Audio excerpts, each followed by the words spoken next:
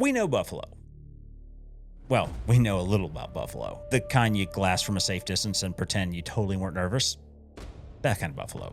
But the guy on today's podcast, he knows buffalo the way only someone who's been charged, dusted, and personally insulted by multiple bulls can know buffalo. And I'm talking about Ken Moody, former U.S. Army officer turned full-time dangerous game degenerate, who came to South Africa in the 90s and decided that buffalo, thorns, ticks. PH is saying things will happen now, and the classic South African lie of we'll make a plan was somehow a perfectly reasonable life choice. Ken actually hunts, well, real buffalo. The kind that chase you, judge your life decisions, and absolutely do not give a flying f*** about your YouTube channel. You guys are going to want to stick around for this one, because Ken gives zero flying f***s. He tells it exactly like it is. There's no filters, there's no sugarcoating, there is no corporate safari bullshit. Just raw, uncut buffalo truth the way real hunters like it. And instead of me running my mouth, we're kicking this episode off with something we've never done before. We're going to show you. Because the only way to explain this guy is to let the footage punch you in the teeth. So buckle up. If you love buffalo, live for buffalo, or get way too excited hearing the words close the distance, this is your episode.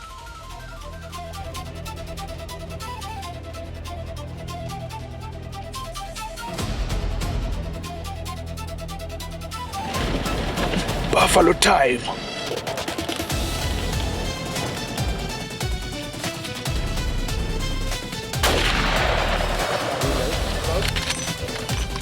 Welcome here. Congratulations.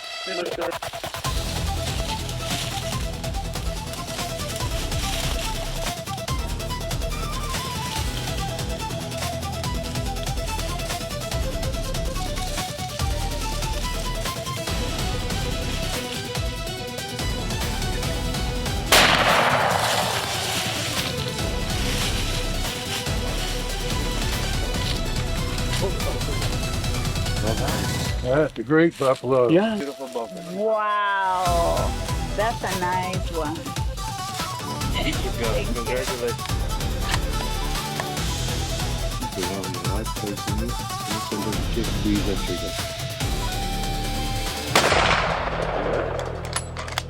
Keep your eye on him. Don't shoot now. Come to touch. Good. Now you had the whole experience.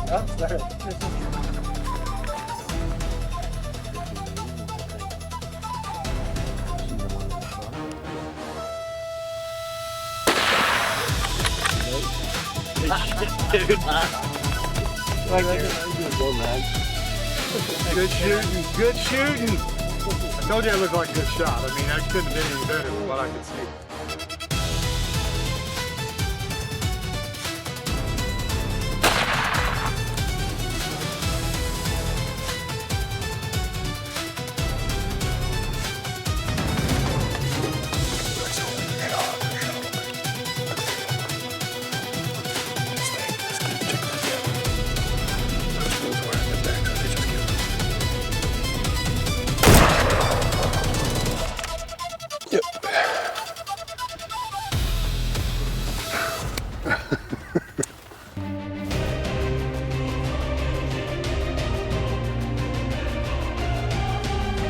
Ken Moody, welcome to the Saltlick Worldwide Podcast. How are you, buddy? I'm great, man. Very happy to be here. Ready to talk Africa or anything else you want to talk about. I enjoy talking. I especially enjoy talking about Africa, so I'm happy to be here. Man, we are in good company then today, sir. Well, good. Well, we'll start off, if you don't mind. You know, people that aren't familiar with you, though you have a giant social media presence and you're all over the place, but people that aren't familiar with you, just kind of give us a little bit of background. Who is Ken Moody? Well, Ken Moody is a small town boy from southeastern Kentucky, where I was born. Currently live in Tennessee, but I went through high school there in Harlan, Kentucky. Then through college, I got into ROTC in college, went into the military as a lieutenant, was a captain in the Army, commanded a tank company. I was in tank and cavalry outfits, up until I got out as a senior captain in 1992, and I got in the hunting business. I bought a hunting lodge in Tennessee. It was the oldest active lodge in the state. Opened in 55 originally. I bought it in 92 and I ran that place, bought it at 30 and I ran it until about, I think 2016 is when I sold it. But I got into Africa in 1994 on a, actually it was just kind of a whim. I'd always wanted to do it. And back in the day when we didn't have social media, we didn't have internet, we didn't have cell phones, fax machine was just starting to come out. We still wrote letters and mailed letters back and forth. And I got this very honest, handwritten letter from a guy in Africa that said, "Hey, I'm interested in, doing something. Would you be interested in getting into the safari business?" And I thought, sure, why not? So at 32 years old, I got on a plane through to Johannesburg. Never been to Johannesburg. Got off the plane, all alone. Met the guy. Spent about 45 days there. And when I left, I had an attorney, I had an accountant, and I had a registered safari company, Ken Moody Safaris, originally as a PDY Limited.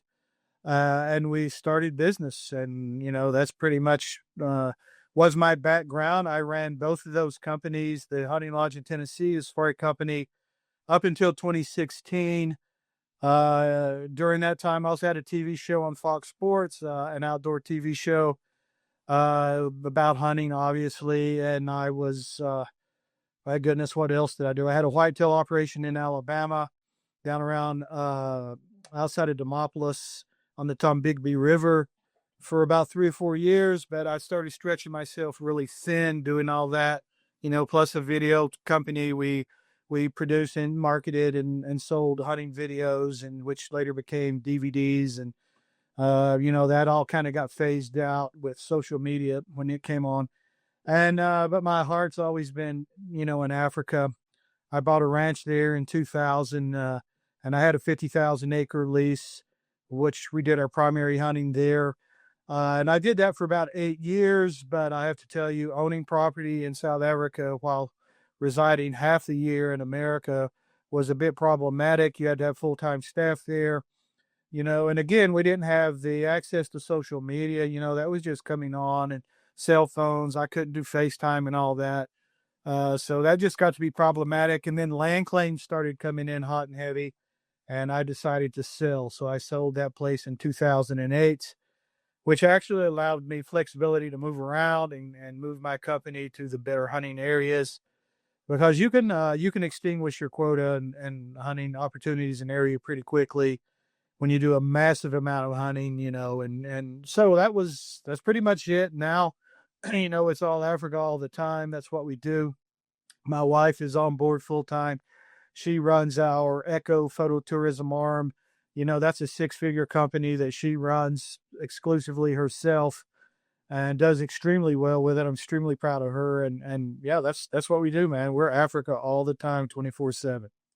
Well, man, I'd be remiss if I didn't back up just a second. So I just want to get this straight. So you received a handwritten letter back in the day, booked a ticket to Joburg, and never looked back.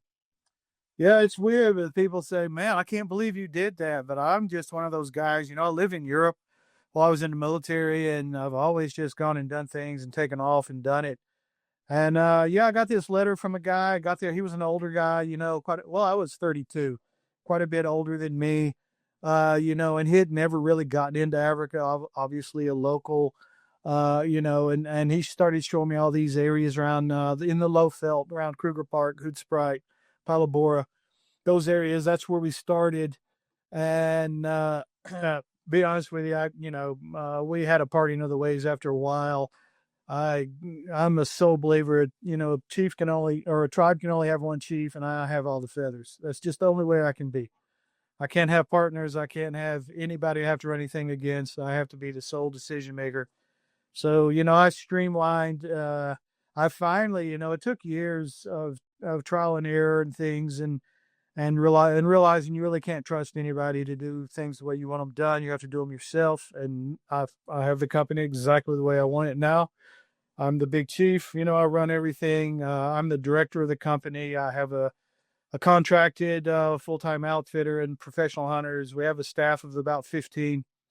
And that's how we operate, and I couldn't be happier. I mean, I love the way we operate and what we do. But yeah, he was a great guy. I liked him a lot. He was kind of a father figure to me, but he was a big dreamer, and he had these dreams of things, and I'm more practical and pragmatic about, hey man, this is what we need to do, and we can't be head in the clouds about things. We have to be practical how we do it. And he just wasn't the guy. He wasn't the guy. And I'm a son of a bitch to work for. I am. I mean, I just am. But the guys that work for me, man, they are 100% loyal. I mean, they bleed red and black, our company colors, and they're on board fully. And and we work like a well-oiled machine. And I hand select all these guys, and it's a privilege to work for us because we do things right. We have standards. We have high standards. There are ways things should be done, and that's how we operate. But in the past, you get associated with guys that just don't have that same creed. And Africa's famous for make a plan. I'm famous to have a plan. You got to have a plan, and you can't just make a plan. You have to plan on contingency plans for when things go wrong, and they will. You have to have backup quota, and you have to have backup areas, and just any number of things. And then being in the military as an officer, that's what we did. We plan, we organize, we execute. That's what we do. And that's the way I run the safari company. I run it like a military operation to some extent. Obviously, I'm dealing with civilians, so you have to be a little more. You have to be a little more coercive. When you want things done your way, you just can't be as direct. You have to explain why you're doing it. But once the guys, see the plan and see the way we do things, they're all on board. Yeah, well, and you got started. So, I mean, when you decided to do this, I mean, you're talking the early 90s. I mean, there were tumultuous times, 94, 95, 96 in South Africa. That wasn't the best place to be at that point in time. Well, I was there when Mandela took charge, when I was there that year, 94. Mandela came into power, de Klerk went out, and it was all anti-apartheid things and this and that. But it was, and I'm just looking at it from my perspective. Mandela was the perfect man for that job because there was no retribution. He really reined in these ANC guys that were wanting to go after their oppressors, in their minds. And he reined that in, and, it was pretty smooth transition. And, like I said, I jumped right into the frying pan in 94, and he did not interfere with businesses. He didn't immediately take the businesses away from the white people. He didn't do any of those things. And I know there's a lot of my Afrikaner and English African friends that may have a different opinion than mine, but I'm speaking specifically as an American operating in Africa. It was very, the atmosphere was very conducive to my success. And I was, buying property was not an issue. Just things worked at that time. I will say over the years, it has gotten a little more difficult, but during that time, things didn't start falling apart immediately. He kind of kept things together, but it was, the farm murder thing started on the uptick. Those sort of things started occurring a little more frequently. But overall, from a business perspective, it was a great time to be in Africa. Bow hunting in Africa was just starting to come on. South Africa, established itself as basically the seat of bow hunting. Got into it, learned how to do it, and I started out as a bow hunting only company for the first few years until I decided I actually like to make some money, and then I went into rifle hunting as well. But it was, it was difficult times then, but it all worked out, man. I mean, I went over there and stayed. I mean, I loved it. I loved it. Still now, I'm over there 6 months a year. We go in April and come back at the end of September, and I spend 6 months there, 6 months here, and 3 of the 6 months I'm here, I'm on the road doing trade shows, marketing. So it's a lifestyle. I told my wife, when she joined me in this big adventure that I don't have a job. I have a lifestyle. This is my life. It's all intermingled. I don't clock out and clock in. This is what I do. And and she fell right in line with it. She loves it. So it worked out for us. Yeah, talking about living a dream there. It was funny you mentioned make a plan, and that's something I hear every time I go to South Africa and we do all these podcasts, and I don't spend nearly as much time in country as you do, but I'm one of the fortunate ones that I do get to from the States. I get to go over every year, and I say between 7 and 9 weeks a trip now, most of which is in South Africa. But I love the country, but it is funny, some of those little quirky things. Let's make a plan, just now or just then. And Americans, they and I told my wife, I said, you're going to learn the difference between now, and now. There's a difference in the way they do things, the mannerisms, but to make a plan, as a military person, it drives me crazy. It would drive me crazy. I mean, the paperwork has to be perfect. I have, like I said, my team they do it the way it should be done. Johnny Air, he is my company outfitter. He's Ken Moody Safaris through and through. Paperwork is perfect. Everything is perfect. PH's registers perfect. Everything is transition from trophies in the field to dip and pack or to taxidermy facility, flawless, and everybody's kept in the loop. That is important things. You have to follow through because the job's not over until the trophies get back to the States. And a lot of guys drop the ball on that, but they're just not brought up. Many of them are not brought up in an atmosphere of organization and planning and contingency planning. They're just not, that's, I'll tell you, man, when I got out of the military, it was a big adjustment for me coming back in civilian. I had people quit on me. I'd hire guys, and they'd just quit. And I'm like, quit. You can't just freaking quit. But I wasn't big on attaboys. I figured if I gave you the job, that's the job you're paid to do, and I expect it to be done to standard. And if you do it to standard, then you met the standard. That's what you're supposed to do. But anyway, I've gotten a lot better at that as I've matured over the years. But when I was 32, man, I was a flipping rocket. I got to tell you, I was blaming people like crazy. Oh, yeah, and finding how hard was it to find good, reliable staff when you just started, or just go through it like a turnstile? Man, it was difficult. There's a learning curve between a new guy and management or ownership. How this is how we want things done. There was a learning curve for me because this is how they do things. This is just how they do things, and you've got to try. It's it's an acclimation process between. And both of us, we're trying to, I'm saying this is how Americans expect things to be. I'm an American hunter. This is what American hunters expect.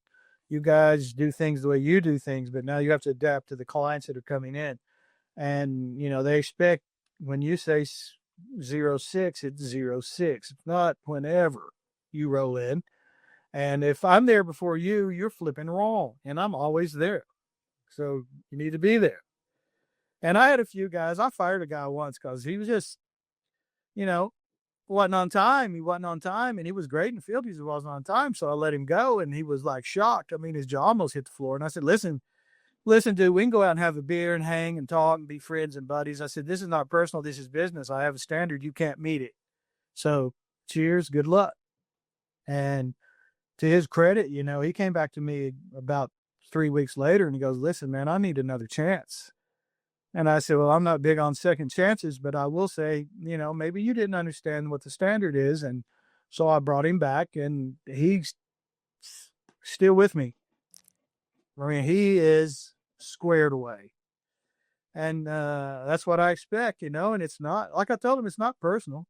It is professional, and you're just not meeting the standard. We can still go hang out. I'm not mad. I'm not angry. I'm not going to scream at you, but you got to go. You can't work for me. You can work, but you can't work for me. And that's, it took a long time. Honestly, it took a long time. I mean, when you open a company in Africa from scratch, like I did, from 100% scratch, it's going to take years to be profitable. It took us 10 years. If you do it right, don't take shortcuts. Like a lot of guys do. Take shortcuts. But if you don't take shortcuts and you do it right, and you're building your name and reputation and your client base, it takes a while to be profitable. Because as you know, I can go and shake any tree in Africa and a pH is going to fall out. Yeah. everywhere. They're everywhere. But good pHs? No, not so much. Yeah, I posted, I kind of went on a rant. We had an outfitter on last week's podcast, kind of went on a rant about the new pHs that are out there and up and coming pH school, and the lack of maturity in a pH, and the things, well, anybody can go be a pH in 10 days and their daddy buys them a new Toyota Hilux, and then all of a sudden they're the best thing since sliced bread. They may think they are, but I look at pH school. pH school will never make a pH. pH school is just to teach you ordinance. I went through pH school back when it was 7 days, 1,000 years ago. And it's just ordinance. It's teaching the laws, which they all change anyway. They can't teach fieldcraft. Fieldcraft is an acquired skill. They can teach you a few things. They can't teach you how to track. They can show you what a track looks like. It's a preparatory school. It's a prep school. It's not a finishing school. Finishing school is found in the field. And if I played football in college, but I didn't play in NFL. Well, there's a reason for that. I hit my ceiling. And these guys, they come out of school, and I don't hire apprentices because we're primary buffalo hunting company.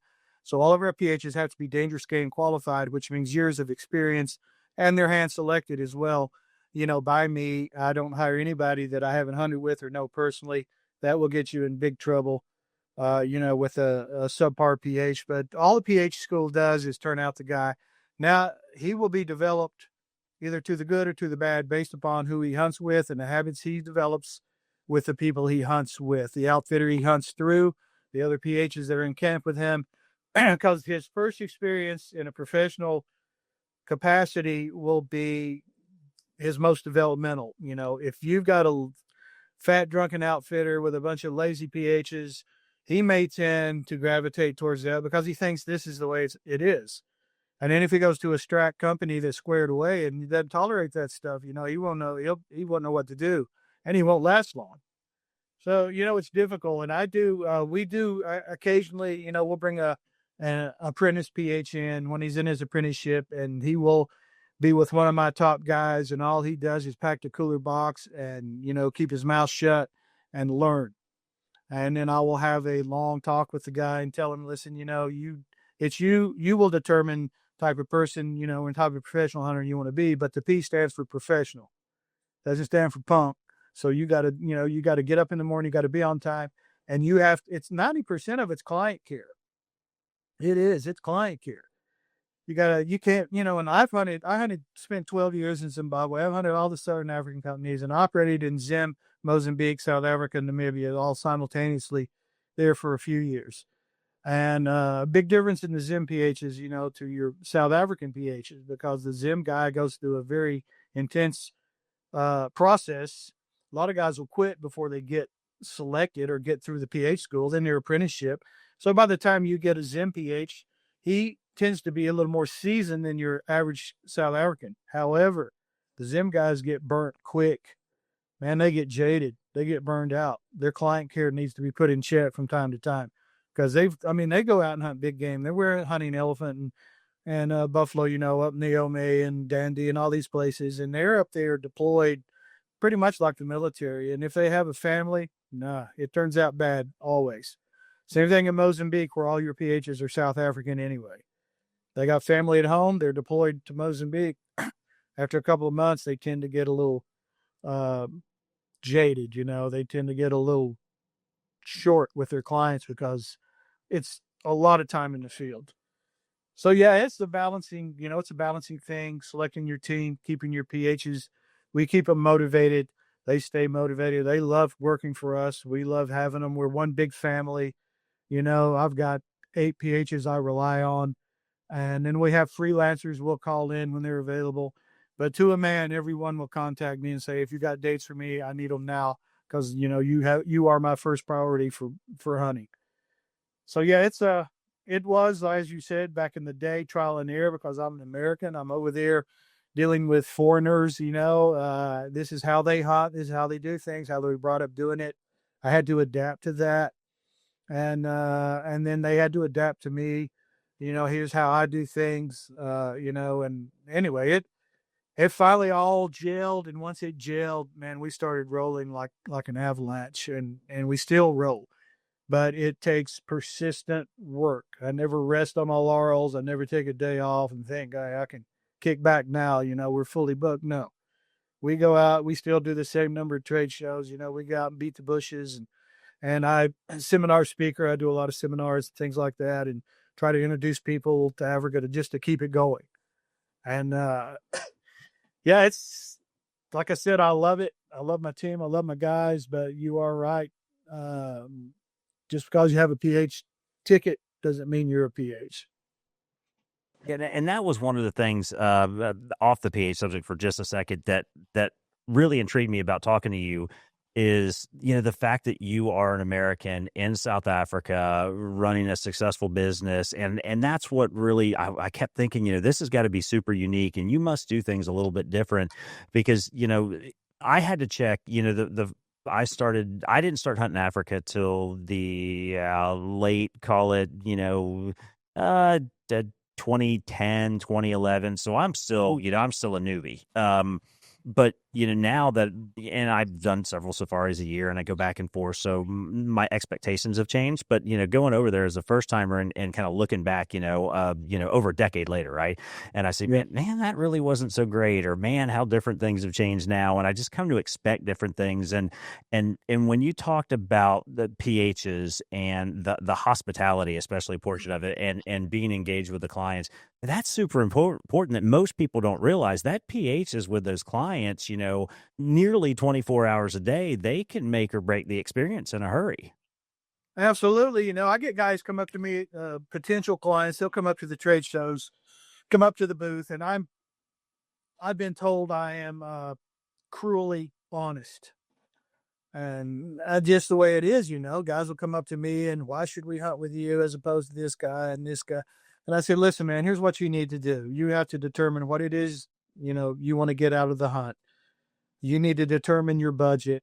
You need to talk to a lot of guys, and who gives you the warm and fuzzy, that's probably who you want to hunt with, because you're going to spend a lot of time with that guy in camp.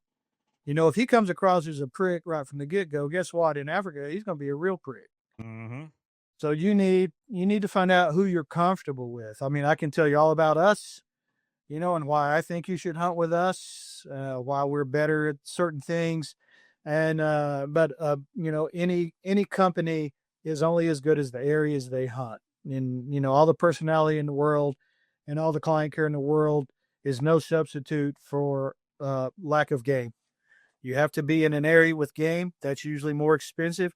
You see these little cheap hunts being advertised. These are guys in shit areas. They just don't have the areas. They don't have the quota. They don't produce the trophies. The best areas require exclusivity, and to get exclusivity means you have to take a lot of quota, which means you have to be a pretty big company to do it. Otherwise, you're just in there with everybody else, trying to get one or two of this or that. So yeah, I explain to guys how it works, and the main thing is, are you comfortable with the guy you're going with? And because you're going to spend a lot of time with that guy, you need to learn about him, you need to talk to him, and you need to see if your personalities are going to clash or if you're going to get along in the field. And believe me, that PH doesn't care how many white-tailed deer you've shot. And I tell them, guys come up, I said, "Well, I'll tell you what, man, in Africa, you can shoot all the whitetail you see for free. I won't charge you anything for it." I said, "We're there to hunt mostly buffalo. My guys are buffalo hunters. We're a serious company, but we have a hell of a good time in camp. And you'll see the difference between our camps and everybody else's. It is, I mean, my goodness, we have a lot of parties. We do a lot of partying, but we have a dangerous life, and we live, we're like a bunch of fighter pilots in combat all the time. When you come back at the end of the day, you have a good time, but you have to gauge your client too. What type of client do you have? Is he an early to bed, early riser? What type of guy is he? And you have to kind of adapt to your client. But I tell guys all the time, talk to a lot of people, but you need to find out what areas they're in. And don't be fooled by acreage, because 99% of the guys are going to lie to you, and tell you this or that. But find out about the area he's in and what his best species are, because none of us have every species the best in Africa in our area. They're going to be great species in our area, that aren't that will be better, or not as good in other areas, and vice versa. If you want to hunt this or that, this is where you need to go. And I don't hunt there, so find a guy that does. But if you're honest with the guys, they'll always come back. We run it at an 80% repeat. Our clients, once we get them, we rarely lose them. If we do, it's usually a money thing. It's never a service thing or what we've delivered. It's always a money thing. They found a deal or something, but you got to be careful of those deals. Those dead bait and switch deals. Yeah, and I was just going to bring that up. You mentioned that a few seconds ago. I had a friend contact me yesterday, as a matter of fact, and I was going to bring it up. I actually put it in the notes to talk to you about this. There was they screenshot a deal, one of these Facebook groups, South Africa hunting groups, and somebody was running a special. It was a 5-day all-inclusive trip. I believe it was in the Northwest Province for one animal. It was a trophy springbuck for $900 and 5 days to include transfers and yada, yada, yada. And he's like, man, this has got to be the best deal ever. I'm like, I can tell you for a fact, if you fucking do that, you're going to call me while you're in country and tell me this is the worst experience you've ever had in your life. There is no way. That doesn't even cover that. That may be 2 days worth of day fees is all that's going to cover. You're going to have a shit time. Hardly covers your food and fuel. Fuel's the big drain. Most of my guys are in cruisers, and cruisers drink a lot of fuel. Oh, yep. And you see those are, the tactic is to get the guy there, get him in camp. Now, guys that own their own camp and own the lodge, they can take a hit as far as accommodation and things like that. But $900 is, sorry, $900 I don't walk across the room for. It's not going to do anything for me. We have good prices, high quality hunts, but the bait and switch deal, and you see these unbelievable packages, and there was one company, fortunately they were finally run out of business. I knew them quite well, and they would get and donations. That's another thing I'm not a big fan of. I understand the intent and the reason, but donation hunts, are basically to get you in camp and get you to overshoot, because there's no money made on what's been donated, obviously. And but that's just to fill up bed nights. And some of these companies donate, they do 75 to 100 donations every year. And all that does is exhaust quota. And when you exhaust quota, it drives game prices up because you've overshot. You're taking too many animals out of your areas. You're not doing good game management. And now game prices, as they're going now, they're going up. They're going up. Sable is going up. Buffalo's going up. Kudu is going up. These are the top three that are getting ready to really peak in pricing. And that's because we shot the snot out of them when the prices were cheap. And the prices were cheap because they were overproduced. Because at the time there was a huge demand, and we were shooting sables for $12,950. And then we started shooting them for $4,500 because they were everywhere and they were being offered to me, cheap. And that's just the nature of the business. But yeah, the bait and switch, you have to be careful of. And again, these are budget clients.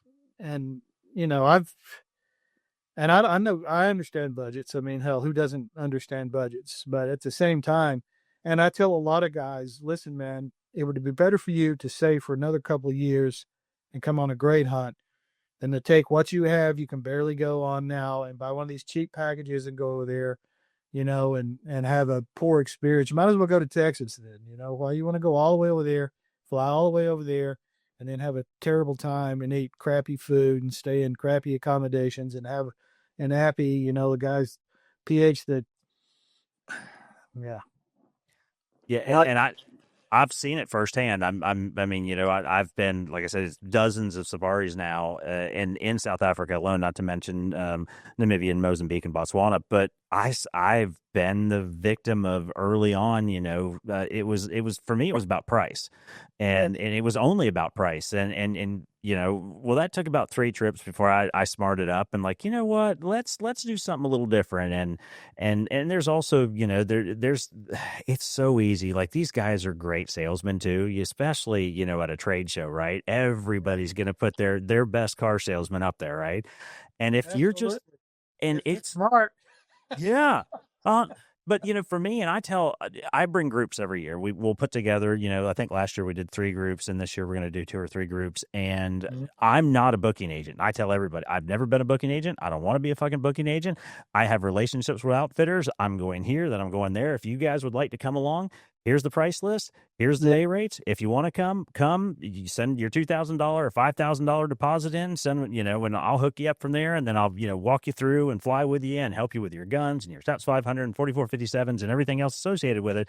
Come over with and those clients that I've done that with, which started as friends and now more and more people kind of that not necessarily tight, will call me every year and say, hey, I saw you do this. Are you going to do it again? And can we come along? And, those, once they do it once, and there's some people they're still scared about South Africa, right? There's this notion that it's super unsafe. And yeah, I mean, to a certain extent, South Africa is unsafe, but also your PH and your outfitter shouldn't put you in a position where you ever feel unsafe. That's the other thing. So, I mean, it's a hell of a lot safer than Chicago. I'll tell you that right now. I hunted every province in South Africa, travel exclusively, or not exclusively, extensively throughout Southern Africa and South Africa. My wife has eco tours from Vic Falls all the way down to Cape Town, all points in between. She personally does these tours.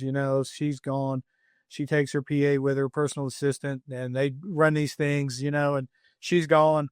I'm always somewhere, and I've never, in 31 full years, I've never had anyone say boo to me. So I don't go, walking downtown Johannesburg, and I've been to the bad parts of Johannesburg. Don't really want to go back, but I've never had any issues ever. You just don't go to places looking for trouble. And there is a fear factor, involved, and especially if the guy is being guided or influenced by his wife, and she's afraid, and he wants her to go, but she won't go. So if she doesn't go, she don't want him to go. And we, that's a perpetual combat we have at trade shows. Guys bring their wives up. Well, how safe is it? I said, I spent thousands and thousands and thousands of days there, and my wife and I go, our family comes over and all that. We've never had any issues, but we don't take you places where there are going to be any issues. I've been caught in the middle of a little tires on fire in the road, roadblock, protesting, electricity was going to this tribe, but it wasn't going to the other one. And, they wanted to shut the roads down, but they weren't attacking us. We just turned around, we didn't get out and start, trying to start trouble. We just turned around and left. So there, you can get yourself situations. We just stay out of them. And plus where we go is usually upscale. We don't go to low end places. So we kind of stay out of that, and we steer people away from that. But I will say, you just like going anywhere, there are places where you can get yourself in trouble, and just don't go to those places. yeah, I could still remember my first trip, and this was like I said, over a decade ago now. And we stopped in Thaba on our way north of Limpopo. And the first time I went to a restroom that you had to pay to use it, I'm like, what the hell is this? And I think my PH at the time, he had handed us, I don't know if it was, I don't know what the Rand count was, but Rand coins. And like, hey, you're going to need these. And I'm thinking, oh, okay, whatever. Maybe that's to buy something in the store. it was to use the shitter. Yeah, to throw it, absolutely. And I was in Zimbabwe when the major land claims with Mugabe went down there, and the so-called war veterans were taking properties over. We were hunting leopard there, and I've hunted a lot of buffalo there, and we were there. We hunted straight through those times, and we ran into those guys, on the properties, and that had taken over and confiscated properties, but we personally, we never had a single issue. So it's just staying out of trouble, knowing if it looks iffy, don't go there. Just go around and, staying alert, which, staying alert. But overall, 100% safe. No issues. We were in Hermanus this year. with our last group, ecotourism, whale watching. We did the same. They came over last year. We went to Cape Town, and they like to do the wine tours. We did more wine tasting. We did Hermanus and all those areas, and we went to Tule Block, Botswana, and did all that. And we had a great time. No issues whatsoever. Yeah, and that's a big misnomer. People always think it's unsafe, and it's like I said, you hit the nail on the head with Chicago, New York, LA. There's places in those cities where you shouldn't go. No, there's places we should not go. And for me, if I could just got out in O'Hare and told the cabbie, take me to the worst place in town, I'm probably not going to have good results. So I don't go there. And the same thing is South Africa.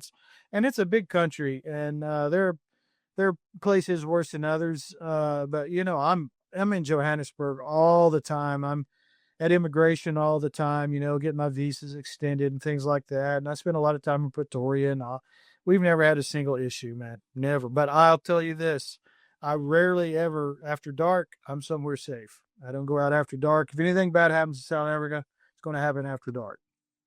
Yeah, and those long drives at night after a long flight, especially with if you're driving down the Northwest Province or so, even up north too, Limpopo and Mpumalanga, or just for whatever reason your PH or your outfitter decides to drive all the way to KZN, you're doing that at night. There's a bunch of shit that can go wrong. So I'm with you. I like to drive during the day. I want to see what's coming.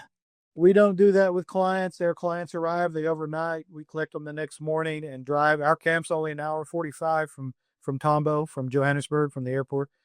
Most of our guys stay at Afton. We collect them there, and we drive to camp during the day. I don't want my guys on the road after dark, and I don't want to put the clients after dark. Plus, that gives them an extra night's sleep. And when they get in camp, first day's admin day, we have a full detailed hunt briefing, safety briefing, go to the range, check rifles, do a game drive, sundowners, all that. That's an admin day. That doesn't count against them. I don't charge for that. So they get 2 nights of sleep before they even start hunting, get them over jet lag and get them going. So, we don't drive at night. I don't want to put my guys on the road, and I don't want my clients on the road. That's something that's actually the first time I've ever heard an outfitter do that. I think that is a great idea, by the way. Just let people kind of catch back up before I went to years ago, same thing, 6-hour drive from Tambo all the way up north, get there, it's 02, 03, and then, you can sleep in till 06:30 tomorrow, and then it's up to the range and right hard at it.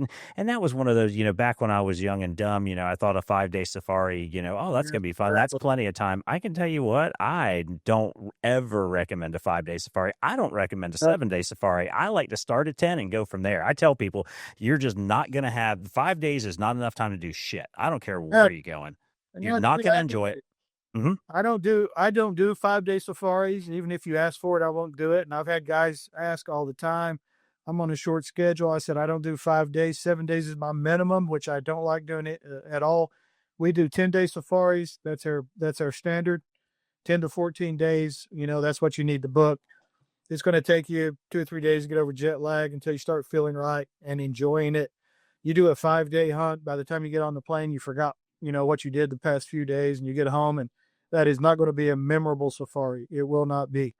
I mean, you're going way into the future, 7 hours ahead of Central Time, 6 hours ahead of Eastern Time, when you get there, and you are going to be, the first night's not too bad. The next night, you're going to feel it. But I always do an admin day, arrival day in camp. Usually get in about noon. We pick the guys up. We'll leave Afton at about 10 a.m., give them time to rest, get up, have breakfast, get up to camp. At noon, we'll have lunch. I'll do orientation, safety briefing. That takes about an hour. We sign all the paperwork. And then I'll, 2 hours later, we'll go out and do game drive, and then we'll finish with sundowners. And then we start the hunt the next day. We've already checked the rifles and all that. And they're well rested, 2 nights sleep. They're very well rested. And it's more production for us. What I might lose on having to pay for extra food and all that for that admin day, I'll make it up with an extra animal shot anyway, because the guy's not falling asleep. Yeah, and that's a great idea. And that's one thing I like when when I hunt the Karoo or the Eastern Cape is, you're gonna stay overnight. I'm an Africa Sky guy. That's my I go-to like place. that a lot. Yeah, yeah, and stay at Africa Sky. Get up the next morning, take the flight over. It's normally a couple, 2 or 3 hours, depending on where you're flying into. If you fly into, East London, or if you're hunting in the Karoo and you're flying into Bloemfontein, there's still a little bit of drive afterward, and you can kind of get settled in that afternoon, and some orientation stuff. And that's, to me, especially with first timers, if you can do that and kind of get them acclimated to it first, it's just a much better experience. And I'm with you on the minimum 7 days, but like I said, I'm a 10-day guy. Like, I like 10 days. I think it's a sweet spot for people, so long as it's affordable. Now, if you're one of those budget people, yeah, you may want to look at something else. But frankly, it doesn't sound to me like you're not that budget outfitter. You're probably not what those people are looking for if they've got a $3,000 budget. I still have my original package, Buona Basic. It's $35.50. Wildebeest and Impala Warthog, 7 days all in. I still have that. My wife is like, why don't you get rid of that? I said, that was my original package, way back in the day. That's what I started with. We called it a Bushbuster back in the day, and I changed it to Buona Basic package. And I still have it. But, yeah, that's about as cheap for me as you can go. $35.50, $3,550, 7 days, 3 animals, pretty much all in. And but I still have that package. But yeah, that's not our preference, obviously. I mean, we're buffalo hunt. We're 50 to 60% buffalo hunters, and we do obviously do a lot of plains game, and the rest of the season's filled out with those guys. But I'm not the guy, that's gonna. I've only got a limited amount of time, and I've got a big camp, but I don't do big camps. I don't do big groups of clients. Our biggest camp will be like 8 max, and it will be like 2 groups of 4. And then I have to know those guys. I'm not going to mix them together if I don't know them. I had made that was a mistake. That's where my next question was going. You hit the nail on the head right there. Yeah, you don't mix, man. Back in the day when I was young and learning, I had 2 groups coming in, a group of Mormons and a group of Texans. Oh my God. They did not get on. And these were stereotypical. If you think of a Mormon, that's who I had. If you think of a Texan, that's who I had. And the Texans were yeehaw tequila all night, whooping it up. And the Mormons were just over there shaking their head. So I'd have to run between parties. I'd be over there with the Texans. Woo! Then I'd be over there with the Mormons going, yeah, I don't know. I'm sorry about that, So I was trying to arbitrate and be, go between those guys. And you just can't mix camps with people that are not going to get along. And like I said, with an 80% repeat, it's the same guys that come every year, every other year, and I know them, and I know if they're going to get along, and I know if they're not. If I got if I have, and one prick can ruin a camp, and if I got a prick coming that I know is different, he is not coming into camp with anybody. I'm scheduling him, with his little group of other guys, and I'm not going to put anybody else with him because I'm not going to do that to the other guys. And I don't mean like asshole, just the guy, he wants to go to bed early, and we got music going. He doesn't want to hear the music. We're having a party like we always do. We're always having a party. And he's, so if you got to get those guys with themselves, you don't want them mixing up with other guys. Somebody's not going to have a good time. And like I said, we only take, our average party is probably 4. That's our group. Personalized service, that's what we're big on. Plus, if you're hunting buffalo, you can't take a bunch of guys. And, I've got this one group that comes every year. It's usually 8 guys. They all hunt buffalo. Some of them hunt multiple buffalo. I think a couple of years ago, they shot like 13, 14 buffalo in this one party. And and all our hunts are 1-on-1. We don't do 2-on-1 unless it's a father and son. And, they specifically say, I want to hunt with my kid, which makes sense, obviously, or husband and wife, but I don't mix guys together. They all have their own pH. And, that requires planning because you got 8 guys, 8 1-on-1 hunts, hunting buffalo. And obviously nobody else in camp. You've really got to plan that hunt. But in general, our groups are 3 to 4 guys per camp. No more than 8. 8's our max, even though we have 10 big chalets. I could take 20 people easy. but we max it out at 8. I can't give personalized service past that. And I used to take big groups because I was the budget guy way back in the day. Guys would book a budget hunt, and I'd get 15 guys in, and they're all hunting. And then you're not giving personalized service. I want the client that wants to be catered to, personalized service with a top end pH that I pay extremely well, that I could pay half the rate and get a average pH. I pay twice the rate, get a top flight. These are top flight pHs. They know how to hunt buffalo. We know buffalo. They know buffalo. And there's no such thing as a budget buffalo hunt with a quality high-end operation. There's just not. You're going to shoot an inferior buffalo with a guy who's doesn't do a lot of buffalo hunting, and that can end tragically, and we do every year as a business or as a profession, we lose one professional hunter a year to buffalo, at least one every year. A lot of times it doesn't get reported, but we all know about it. When a client gets killed, like happened this year or this past season, as you know, all that's blown up all over the place. PH gets killed, you don't hear about it. PH get killed all the time by buffalo. So, yeah, don't risk your life with those cheap guys if you can't afford a quality buffalo hunt. I mean, otherwise you're just shooting a bull in a paddock that some guy bought on auction. He dropped it off, and you're just going to go shoot it, and pay your 50 50 hectare, paddock. Yeah, exactly. A camp, a little small, tiny camp. You're going to go out there and shoot that because he can't feed you for all this time because he knows once the buffalo's down, you're going to shoot at least a wildebeest and an impala and a few other things. And you're not just going to sit in camp. I mean, that's the tactic.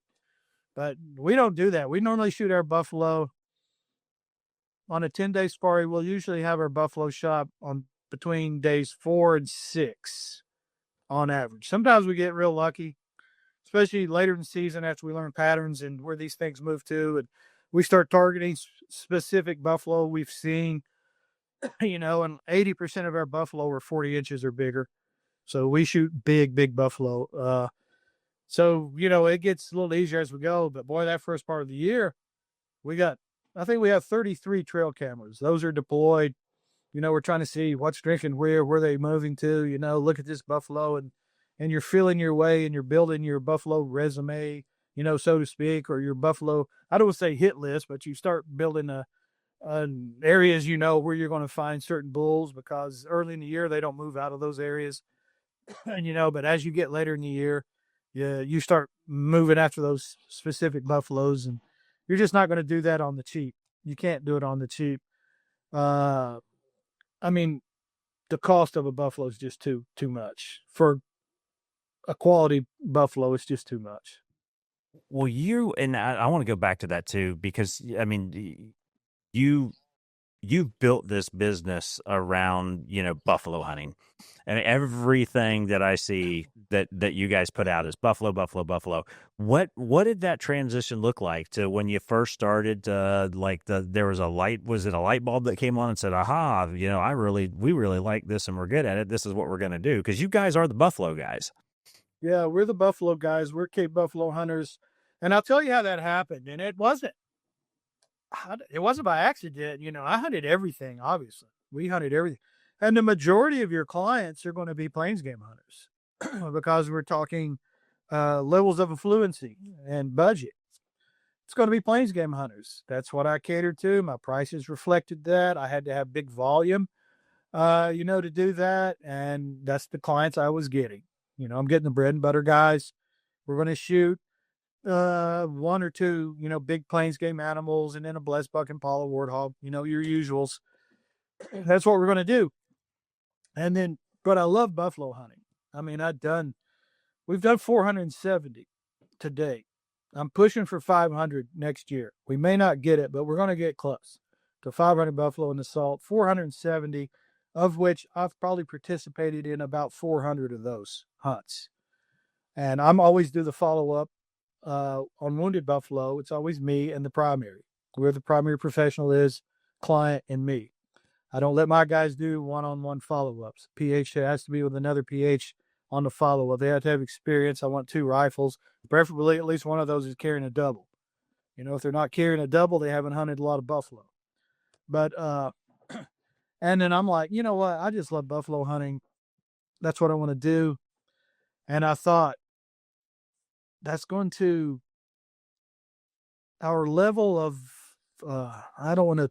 How do I say this without? I don't want to sound like the budget hunters are not great hunters. I mean, I just want to say our margins increased, our level of client increased to the next monetary level when we start doing buffalo, because our average buffalo hunter will spend $23,000 to $25,000 because he's going to shoot a fucking boatload of plains game. He's going to get his buffalo, all going to shoot sable. They're going to shoot everything you put in front of them because they can afford it. And, but I mean, the buffalo hunt's not easy. It's a buffalo. It's still difficult, but they are going on the way. They're going to take a kudu. They're going to take, as we see it, they're going to take it. And I started my margins almost tripled, more than double just doing buffalo hunters because my clients moved up a notch in affluency and in budget. We're talking about guys with no budget. I mean, they come in and shoot, man. And once that happened, and my total client numbers went down as my margins increased.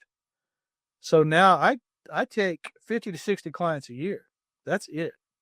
We're not taking any more. I used to do more than that. And you're turning into a cookie cutter mincing machine. That's all you're doing is running clients through a machine. Turnstile. 100%. It's a turnstile. But you have to have the volume to make any money. But with the volume, you're killing all your animals. I shot 53 kudu bulls in 1 year. Good Lord. What do you think happened the next year? We're the kudu. Our average kudu was 53 inches and bigger that year. Man, we were just dropping kudu right and left. It was like never-ending kudu because it was virgin areas. They hadn't been hunted. It's 50,000 acres and never been hunted until I got there. And in a little less than 8 years, it was a wasteland because I was never given a quota. I wasn't providing a self-quota. I did no game management on behalf of these landowners. I was there to make money. And I told them, I said, if you don't put the reins on me, we're going to wipe you out. And we did. And then I started getting a little more conscious as I got older. I'm like, we got to protect our asset. Our asset is the game. So in reducing our clients by half and increasing our margins by double, it's win, win, win. So that's that. Once I started seeing that, man, we were all in, both feet, buffalo hunters. That was it. Man, when I get a PH wants to work for me, we're talking buffalo. I want to know, talk to him. How many buffalo have you done? Blah, blah, blah. Here's how we do it. Here are the rules. They sign a contract with me. It's very specific. You will never do a follow-up on your own. We have dogs. I will bring in the Jack Russells if there's a wound. We use drones. We use helicopters. I don't want anybody killed and I don't want anybody hurt. All these macho guys that want to go out there and get charged have never gotten out there and gotten charged. Because I'm going to tell you something. It's not pretty. There are no heroes. There are no he-men. They're just guys that know how to react and kill the thing, and they're guys that are going to see their ass. So anyway, that's when we got into buffalo hunting. I never looked back. It was all buffalo all the time. I loved to hunt there. And I've done over 100 elephant hunts. It's, I love it. It's probably my second most favorite. But if you get the wind right, you're going to walk right up to that elephant and smoke it. I mean, they're not afraid of you. If they wind you, they're going to run like crazy because they're more afraid of the scent. It's, they don't know what's happening. But if they see you, they're used to being around villagers. They're used to seeing people. You can walk right up to an elephant and shoot it. But you ain't walking up to a buffalo and shooting. And if you shoot him badly, he might walk up to you. You're going to have, it's going to be a different kind of party. And I've done a lot of lion hunts. I don't care anything for a lion. Leopard hunting is cool. It's more of an art, as you learn about it. And we shot all our leopard. We shot in Zimbabwe. And all of our buffalo we've shot in Zim, South Africa, and Mozambique. And different places, different strategies. But for me, personally, it's buffalo. Because when that thing's coming at you, and I was a no tanker, I'm a guy who's been in M1A1s, Abrams tanks. That's what it reminds me of. Here comes this thing crashing through the bush. He's like a tank.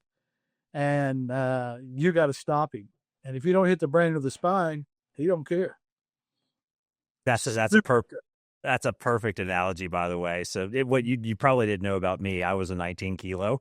Oh, no way. Yeah. So So when I saw 19 Alpha, I'm like, son of a bitch, we're gonna have something to talk about, at least off camera for sure. Man, Jesus Christ, I love tanking. I loved it. I was in the Cav to start with, and the Cav for an officer, Cav and armor, they're the same.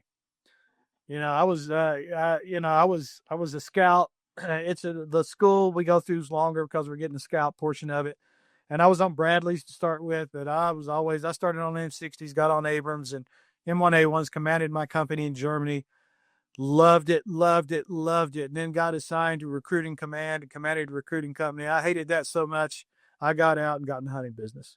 So that was actually one of my questions. How did you make that transition? But you just buttoned it up real quick for me there. I could not. I rode around in the G. I had 9 stations in northern Kentucky. I drove around in a G car wearing Class Bs, and I had station commanders, had to go. And I'm a field guy. Tanks are cool. I love tanks. I love tanking. And I spent most all my time in Germany, and we were all over the place, and Grafenwehr and gunning and, and Hohenfels, all over the place. And I loved it. I loved it with a passion, but I could not, because the promotional arc. Yes, the promotional arc for an officer, you got it's diversity. You're going to tank as a lieutenant and as a captain. Now, as a major, you're going to do a lot of staff time, and then as even a captain, you've got to go be a recruiter or go into ROTC or something. And then, I was like, man, I'm not going to command again until I'm a lieutenant colonel. I'm not going to be on a tank again until I'm an S3 in the battalion. And I just, God, I hated civilian world. I lived in Lexington, Kentucky. I hated everything about it. I hated. I was miserable. And this place was for sale in Tennessee that I'd hunted at. And that's when Bill Clinton came in as president. First thing he did was reduction in force. He offered all senior captains quite a bit of money to resign. And with that and what I'd saved up, I was able to buy this hunting lodge in Tennessee and get in the hunting business. And 2 years later, I'm in Africa, and that's how it happened. But yeah, if I had stayed tanking, I'd probably never gotten out. But our arc is different. We go, now you got to go do this, and you got to go to Cass Cube, and you're going to be on staff, forever and ever. No, staff is cool. I was on G3, 3rd Infantry Division, G3. I was on the general staff, in the S3 shop. I was the armor actions officer. I coordinated, booked all the training for every tanker in 3ID. That was me. I'm the one who sent them to Hohenfels, Graf, everywhere. But, and I love that because I'm still kind of tanking, but I can't take recruiting command. Couldn't take it. And in my state, we had 62 companies in the brigade. And my company was always top 5, always. And it wasn't because of me. It was because of my first sergeant. I had great first sergeants. They ran the recruiters and great NCOs. Yeah, the NCOs. All I did was go around and check paperwork. I mean, I hated it. So I got out and got in the hunting business. And so, yeah, I like the field. I like hunting buffalo. Buffalo are like tanks. I got an anti-tank gun called a 500 Nitro Express. And, if this buffalo tries to give us crap, and my guys stand and deliver. I don't have runners, man. My guys stand. They stand. I'm totally impressed with my PHs. I got to tell you, I got one that is like flipping ice when the buffalo is causing trouble. He is calm. Well, 2 actually that are just super. And it's automatic. You go into automatic mode. It's instinct. And you don't get that from, a book or watching videos. You get that from, and the biggest fear, if you have a situation with a buffalo, is getting shot by the client. That is your biggest fear. Because this guy is in an oh shit situation he's not familiar with. And I talk about this with the PHs. We talk about it all the time. And we're constantly evaluating and judging the clients, not to their face, obviously. they're having a good time. They're having a great time, and PH may come to me and say, listen, man, I might have trouble with this guy. He's scared shitless of buffalo. And I'm like, all right. I said, when you inevitably wound one, call me, I'll come out, we'll assess the situation, and then we'll make a plan with him, and I'll tell him, give him the lowdown. So here's the deal. When we don't hunt the open areas, we're not in the Eastern Cape. We're in the thorn thickets of the Limpopo. We're where a charge happens at less than 20 steps normally. It's right there in your lap. So you have to, you can't belittle the client, but you have to just tell them the score. Here's the deal. They only charge 5% of the time. Most time they stand there and get shot or they run away. That's normally what's going to happen. But every now and then they'll come. And here's what you need to do. And I tell the PH, do not let that guy behind you. If we're going out on a wounded buffalo, you need to have your hand on his shoulder to guide him if you need to, but he needs to be there. I'm always behind, the situation so I can step out and shoot or whatever needs to happen, and making sure that, there's not a client behind me that's going to shoot. I've been shot at twice, and one time was right. I mean, I turned my head just as he shot, blew my eardrum out, as a matter of fact. And the other time was a guy just was cycling his bolt, pointed it right at me, and when he dropped the bolt, the gun went off as I was moving out of the way. So, yeah, these guys, they freak out, man. And understandably. Yeah. Well, and having hunted buffalo myself, that's the quickest way to figure out if you've got a set of nuts or not. If you can stand in there and and not just make yourself shoot, but pull off a good shot, right? And stand there and then get another one in if you have to. Man, because we film a lot too, right? So we've got and man, I have seen some bullshit happen. Not nearly as much as you, I'm sure, but man, you'll find out what a man's made of real quick when you put him on a buffalo hunt. Yeah, and that's not to belittle a guy at all, but most of my clients, buffalo hunters, are professional men. They have money, and they're at an age in their life, where they want to go do these things. And I have, I talk to my PHs all the time. I set them down. I say, listen, this guy coming in, these are 7-figure guys, a lot of them, big money guys that come in. And I said, but you are their superhero. You wear the cape. They're coming here because we live the life they would love to live.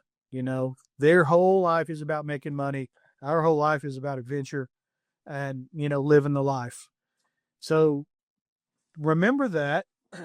Don't ever take anything off these guys, but don't ever, be disrespectful. And keep the client in his place. But if you sense he's just not going to be there or he's going to cause a problem, explain to him that he has the option to go back to camp, wait in the vehicle, whatever he wants to do. And I have a lot of guys. And a lot of times it is it's a physical thing too. They just can't keep up on the track for any given length of time, and you have to call it off.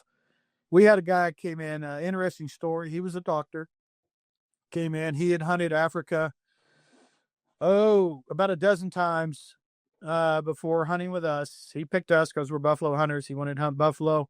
Had a double rifle, but he got ill when he came into camp. And anyway, we took him out, and he just was acting ill. And he was an older man. So he shoots the buffalo. It was frontal buffalo facing. He shot, went off the shoulder, hit it in the gut. They bow out like a boat. Buffaloes built like a boat. Hit him in the stomach on the side as the bullet went through. There was about 30 or 40 buffalo in the herd, but fortunately this bull broke out while the herd went that way. We started tracking, and he ended up, within 2 hours into it, he was done. So we sent him back to camp. I stayed on the track with the PH for 2 days. Then the PH, I'm like, listen, we're neglecting client. You're going to have to pick the client back up and go do something. I'll stay on the track. Broke my own rule because it was just me and my tracker, and I did 32 miles on that buffalo. 8 days of tracking. We had it located, and I was sure we were going to nail him. and he broke and ran, but he was laying in the bed. Every few hundred yards, we'd find the bed, and it was that tarry, oozing gut, juice and you could smell it. He's had all he can take. And I said, next morning we're going to nail him. And it poured the rain that night, wiped out all the spoor, no tracks, no blood, nothing. We spent another 2 days looking, doing grit searching, all that, flying the drone, everything we could do, couldn't locate it. He flew back home in the meantime, but he was so bad off. We had to have a wheelchair at the airport, to assist him. And found that buffalo on day 12 or 13, I believe. I could smell it. We just followed the smell, and he had finally died. And the client died the same day. He had come to Avern with terminal cancer, didn't tell us about it, wanted this to be his last hurrah. He did end up shooting another buffalo and recovering it, but he and the buffalo died on the same day. How poetic, I guess, could that? Right. It was just strange. But yeah, you get guys you have to coach and you have to be careful with, but it does no one any good to force a guy on a track that he's uncomfortable going on or afraid. And you don't do it in a group, you just get him on the side and say, listen, man, you don't have to do this. You don't have to follow up. We'll move a lot faster without you. We'll be on the track. I've got the greatest trackers in the history of Africa. If it flipping steps, they're on it. And we'll track it. And, we've got almost 100% recovery rate. We'll find it. And a lot of guys will say, fine, or I'll grab another PH and I'll say, listen, you carry on with your guy and keep on hunting and we'll track and let you know. Now, we'll say that's, 10%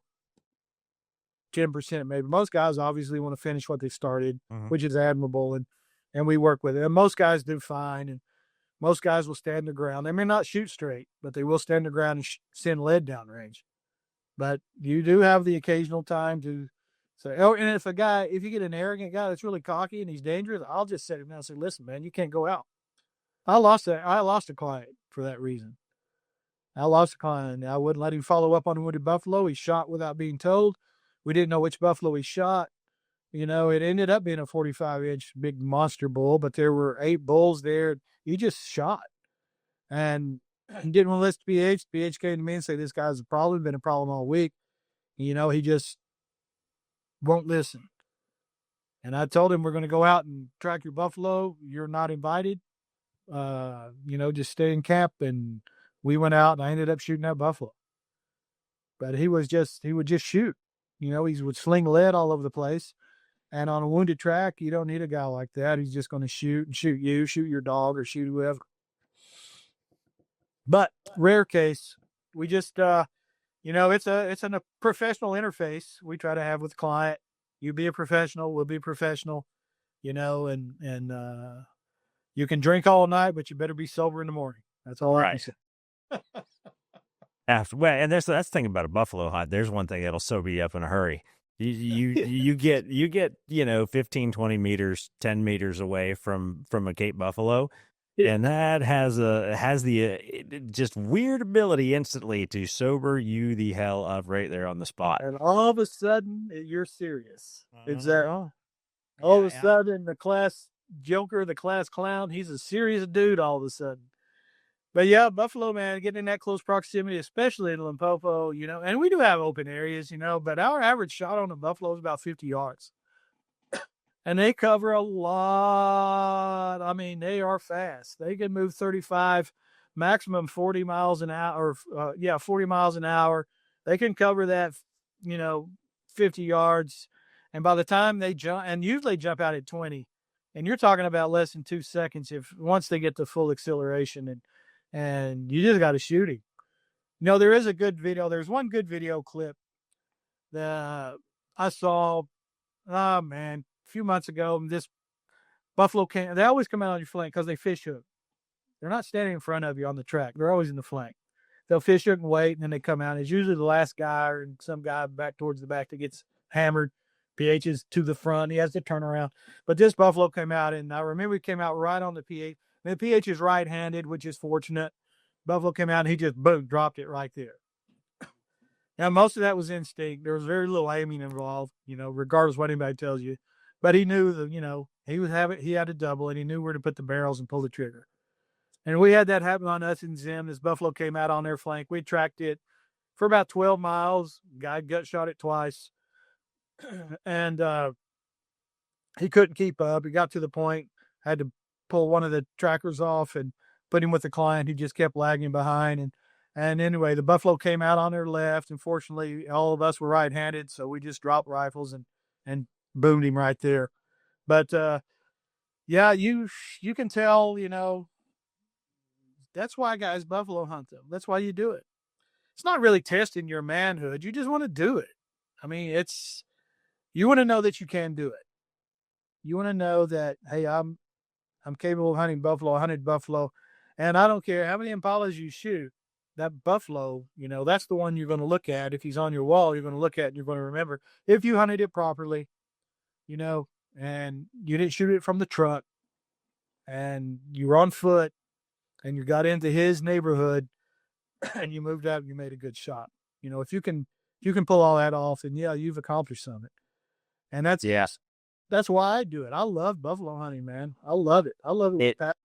I'm the same. I'm jacked up over it. I have friends that'll ask, man, what's it like to hunt a buffalo? I'm like, you better have a big checkbook. And I'm like, oh no, they're not all that expensive. I'm like, you ain't gonna shoot just one. You're gonna go back year after year after year. I'm like, there's something about hunting a buffalo that once you do it, that's all you want to do. I mean, and granted, some people get jacked up over a Gems buck or a big one of those big 60+ inch kudu, shit like that.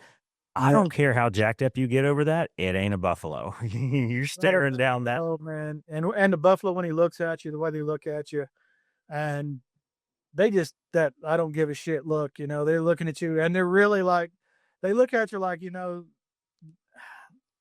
don't come any closer, and they're giving you fair warning. Buffalo is, he's not afraid of you, but I mean, I love it. I wrote a book, this little book here, boom, here's shameless plug. Bulletproof, 30 years hunting Cape buffalo. It's a short book. You can read it in 4 hours, but it's mostly adventure stories, a lot of good information. And I recount stories in there with clients, and buffalo hunts we've done. And I'm near obsessed with it or addicted to it. I mean, I would just rather hunt buffalo. I love it. And I'll tell you what, there's great satisfaction doing it with a client, a client that hasn't hunted buffalo before. Take him out there, and he's heard all the stories. And of course, you don't want to elevate his anxiety, but he's fired up as he should be. And, you love those guys. And I get those guys and we go out and hunt buffalo. And the first time they've done it, you can see it in their eyes when that thing's on the ground. They are flipping excited. And I love it. All I can tell you is I won't do anything else. And I will do it until I die on the track. I've already told my wife, I don't retire. I won't be retiring. And when I die on the track, I want you to cremate me, and I want you to reload my ashes and 500 nitro shell casings with a big Viper bullet on the front. And that's what you give our kids. Everybody gets a bullet with old grandpa's ashes, and he was a buffalo hunter, and that's all he ever wanted to be. And that's how he went down, hunting buffalo. And she said, absolutely. So that's our plan. That's perfect. One day I'll be ash in a 500 nitro shell casing. It's full send at that point in time. Well, since we're talking about buffalo, right? What would you give? You've got a potential client coming over. He's booked a trip. He's coming. What sort of preparation do you tell should the client be doing? The preparation, the mindset, the composure prior to coming over and hunting buffalo. What would you tell them? Well, in my book, I have a chapter about that, the 2 P's. But it's the main thing is, honestly, man, it's physical fitness. Get yourself in decent shape. You're not going to impress a buffalo with your inability to walk around the truck. You're not. He's not going to impress with that. You're going to impress a buffalo by staying on his track and dogging him until he presents the shot. Just get yourself in decent shape. And you don't have to be buffalo hunting's not sprinting and jumping hurdles and all that. Just walk. I've got a little regimen in that book, just start out walking, eventually get up to being able to walk 2 miles.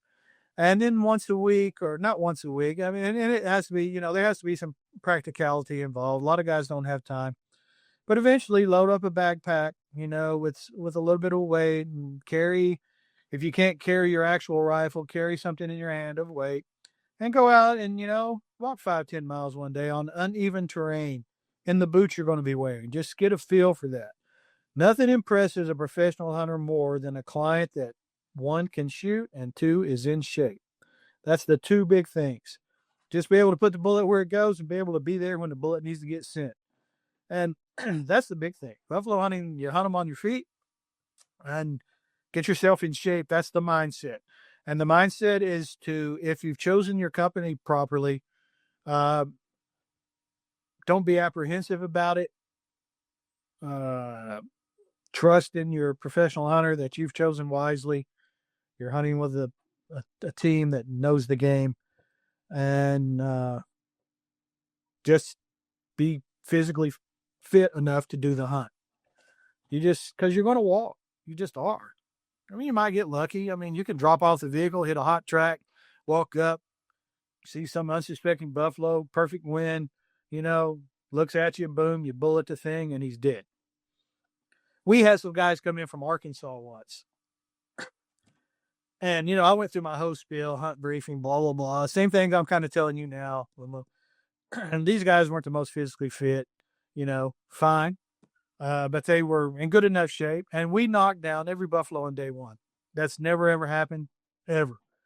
They're back in camp that night like, you told me this was going to be hard. My goodness, man. I'll off. And I'm like, this has never happened. You tell that to everybody. I bet you shoot all your buffalo on day one. I go, no, we don't.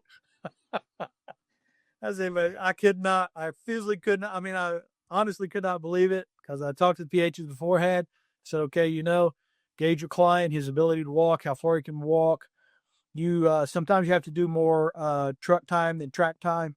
You got to make sure you're on a good track, fresh, before you go. You don't want to take a guy out knowing you're going to walk 5-6 miles in the morning, because he'll never make the afternoon.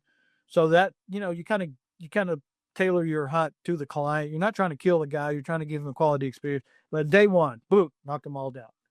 So, yeah, all my words were useless on that particular safari. That'll never happen again either. The history of mankind. Never. Out where we hunt, and these buffalo were awake. They were wide awake. So, yeah, it was something. But physical fitness, just get into shape. And I don't mean, Olympic shape. I mean, just be able to walk, man. If you can walk 2 or 3 miles, just walk 2 or 3 miles, be able to do that consistently. You can take breaks, as you go, where you really, where the pace really gets a little more active, I guess, is on a wounded buffalo. Then you kind of have to close and seal the deal. And your best time to kill a wounded buffalo is the first time you encounter him. If he breaks and runs after that, he knows you're on him. It's going to be a really long day. But that first encounter, and that can be anywhere from 1 to 10 miles. You just don't know what he's going to do based on how he's hit. So, yeah, physical fitness, get in shape, be prepared to walk, practice on shooting sticks. Bench is fine to get sighted in. Practice, some more practical shooting situations off sticks, things like that. But mindset is, you already know this animal's capable of killing you. They kill people all the time. But 95% never charge. And if you're hunting with the right guys, they're going to take care of you. You're going to be delivered home. Like a guy told me this year, I don't want to come home in a soup can. Do whatever it takes if this buffalo gets wounded. And I said, don't worry. I said, none of us are looking for experience either. We have it all. So we're going to track first, traditional track, always first, then the drone. If we're not having luck, do grid searches, try to locate buffalo with drone, dogs, traditional track, dogs, then drone, and last option is helicopter. But, we're not purposely putting a guy in a dangerous situation. I'll tell you. Go ahead. Go ahead. No, go ahead. I had 2 clients come in, and these are great clients. I mean, the husband and wife, one-on-one, both hunting buffalo. And we got on this buffalo. The husband had knocked down. He shot down a cracker, man. He knocked down a beautiful, big, heavy buffalo on about day 4, I guess. And we're hunting with. This was a 7-day safari. Like I said, don't like it. It's an expeditious safari. Don't like those speedy safari. But we're on day 5, day 6, and we've been after this one buffalo all day on day 6, and he was getting to the point. He was getting tired of getting pushed. And what a buffalo will do if he's getting pissed off at you pushing him, he'll start urinating on the ground a lot. He'll urinate in circles. You'll see it. And then he'll start raking trees. You can hear it and see it. If you follow the track, you'll see these trees freshly raked. That buffalo's letting you know, I'm really getting aggravated. I mean, I am really getting aggravated. And then you start seeing that, urine stream on the ground where he's dropping his scent. He's wanting his pursuers to know, I'm mad. But we stayed on the track. And it was getting close to dark on day 7, last day of the hunt. We'd been 2 days tracking this same buffalo. And I had 2 of my best trackers out. They were in front. And all of a sudden they came bolting. They ran out of this thicket. And we were in the Northwest province, which is a great hunting province, by the way. And they came bolting out of that thicket and they ran to me. And the one tracker goes, this buffalo's done running. He said, if you go in there, there's a charge. He said, he just ran us out of there. He said, and then he circled back and he went right back in that thickest stuff. And it was so thick, you could barely see your hand if you extended it in front of you. And I'm looking at this, our female hunter, and she's totally inexperienced hunting dangerous game. I mean, she's just not a clue. And they weren't hunting anything else. She has shot nothing today. And I looked at her and I said, listen, I'm not taking you in there. And she just looked at me. I said, here's what's going to happen. If I take you in there, me and your PH, if we go in there, we're going to shoot the buffalo. He's going to charge. We're going to shoot it. There's your buffalo. You'll do the coup, you'll put a shot in there when he's wiggling, but we're going to shoot it because he's going to charge and you're not going to be able to react to it. He's right there. And this thing was smoking mad. And she just looked at me and she knew it was day 7 and it was evening, 5 o'clock in the evening. We got less than an hour daylight. And I said, I'm not taking you in there. I'm not going to get you hurt. My job is not to get you injured. And you don't have any experience with buffalo. I can tell you exactly the scenario. We walk in there, he charges. I'm going to hit him with 2 big bullets and the PA. We're both carrying doubles. I said, we're going to smoke him. I said, because I'm not going in there to get hurt. And, and that's just the way it is. I can't take you in there. Sorry. And she was sad, but she understood, She said, well, I understand. I don't want to go in there. I said, no. And she wasn't in great shape. She was not an athlete, She was just typical client. Of course, on the way back to camp, just as it got dark, I heard a buffalo moved over the hill. And this one bull came back and stared us down as the cows moved behind him. And we were able to dismount the vehicle, move about 20 yards to her right, get on the sticks, and she smoked it. I mean, if she hadn't had a scope, she couldn't have shot. It was that dark, and she smelled it. So she got her buffalo. I think it was 43 inches, big buffalo. It worked out perfectly. But I wasn't taking her in there. And the PHs, he just looked at me and said, I'm with you, boss. If you say go, we go. And I said, we're not going, man. I said, I know exactly what's going to happen. You know what's going to happen. We're going to shoot the buffalo. And she's not paying us to do that. So we pulled out. But yeah, you just got to, pick the right team. You have to get yourself in shape, have to shoot straight, and you have to be willing to follow instruction. That's the biggest thing. Again, the buffalo doesn't care how many whitetail you've shot. He don't give a damn about how many elk you've put in the freezer. The buffalo just don't care. He's not impressed with anything you're going to do. So know that going in. Know that professional hunter knows way more than you do about hunting Cape buffalo. Way more than you about situational awareness and what's could occur and what will probably occur based on the actions of the buffalo. He's going to know that. And just listen, follow instruction, and be in good enough shape to get there to deliver the bullet when it needs to be delivered. And if you can do that, you're going to have a great time. You're going to have a great time. And you will track a lot of buffalo, and you'll see a lot, hundreds of buffalo in their areas, hundreds. You're going to see lots of buffalo. You're going to get on the right one. We only shoot mature bulls, and you're going to have a great time. So, yeah, you just said something that I preach all the time in regard to, your professional hunter. You started off, the P stands for professional for a reason, but I see clients that go over all the time, and the first thing they want to do is talk, well, I can do this, or they try to second guess their PH and guide their guide. And, I bitch about those people all the time. And I'll tell people before they go over, listen, don't guide your guide. Let him do his job. You're going to have a much better experience, because this is not a whitetail hunt. This isn't a pronghorn hunt. This isn't a bear hunt. This is totally different than anything you've ever done in your life. And you're paying for an experience and the trip of a lifetime. So do yourself a favor. Listen to the fucking guy that's paid to do this 365 days a year, not just on, his rutcation 2 weeks a year. That's not what this is. No, exactly. I mean, just these professional hunters, the good ones, that work for the good companies, they know their business, and that's what you're paying for. That's why he's getting paid. That's why you're paying. That's why you pay me. I mean, if you don't want to do that, then, have somebody buy a buffalo for you and drop it off somewhere and then go find it and shoot it. But you're paying for a buffalo experience, a buffalo safari. And that entails the tracking, being able to read spoor, the closing in, shooting close, not long distance, all of that. That's a buffalo hunt. Following up a wound if needed, the whole 9 yards, getting the whole experience. That's what you're paying for. And like I said, I've done the cookie cutter thing with all the clients coming in and all that. And we don't do that. We do the one-on-one hunts, personalized, and we get, especially buffalo hunt. You just cannot do that any other way. It has to be, with the right people, and it has to be under the right conditions, and it has to be an experience. It can't just be an animal you're shooting to get paid. It has to be an experience.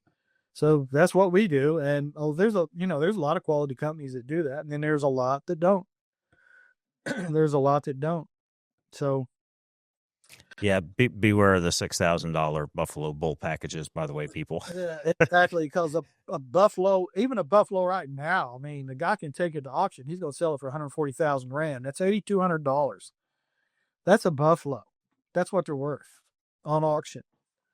So if you're getting one for $6,000, then there's something up.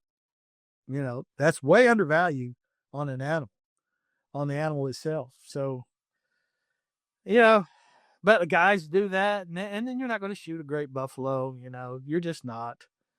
But you may book a $6,000 buffalo hunt and see a 45 inch or something buffalo that's going to be about $20-something thousand. And well, yeah, then that buffalo is not $6,000. That one's, if you want to shoot it, you're absolutely welcome to. Here's what it's going to cost. That's where the old sales routine comes in, boo boo. And I don't do sliding scale. I do one price. So you can shoot it. It's going to cost you the same as if you shoot the other one. And it doesn't do any good to shoot immature buffalo that are small, because I have to market with these things. And so we only shoot big mature bulls, and we'll shoot any hard boss bull, and he may not be 40, but we're just in an area they happen to be 40 and bigger. That's perfect, man. I could talk buffalo hunting with you all day. You're so passionate about it. And I haven't been buffalo hunting that long, but once I started, man, I dream about hunting buffalo now. Yeah, I love buffalo, man. It's just putting the thing on the ground. I mean, it's such a massive, unkillable beast. It's a thing of legend, I mean, these guys, even the old African hunters back in the golden era will tell you buffalo is king. And there's a lot of guys hunt the big ivory, but an elephant is not it's a hard hunt physically, because you walk a lot. A buffalo walks away. You have to jog to keep up with him.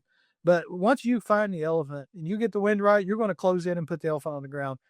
And if you can execute, a side-on brain shot, he's going down right there. Or a frontal brain shot based on the attitude of the head, that's shot placement. But elephant hunting is a lot of fun. I'm doing 2 this coming season up in Zim. We're doing 2 elephant and a leopard.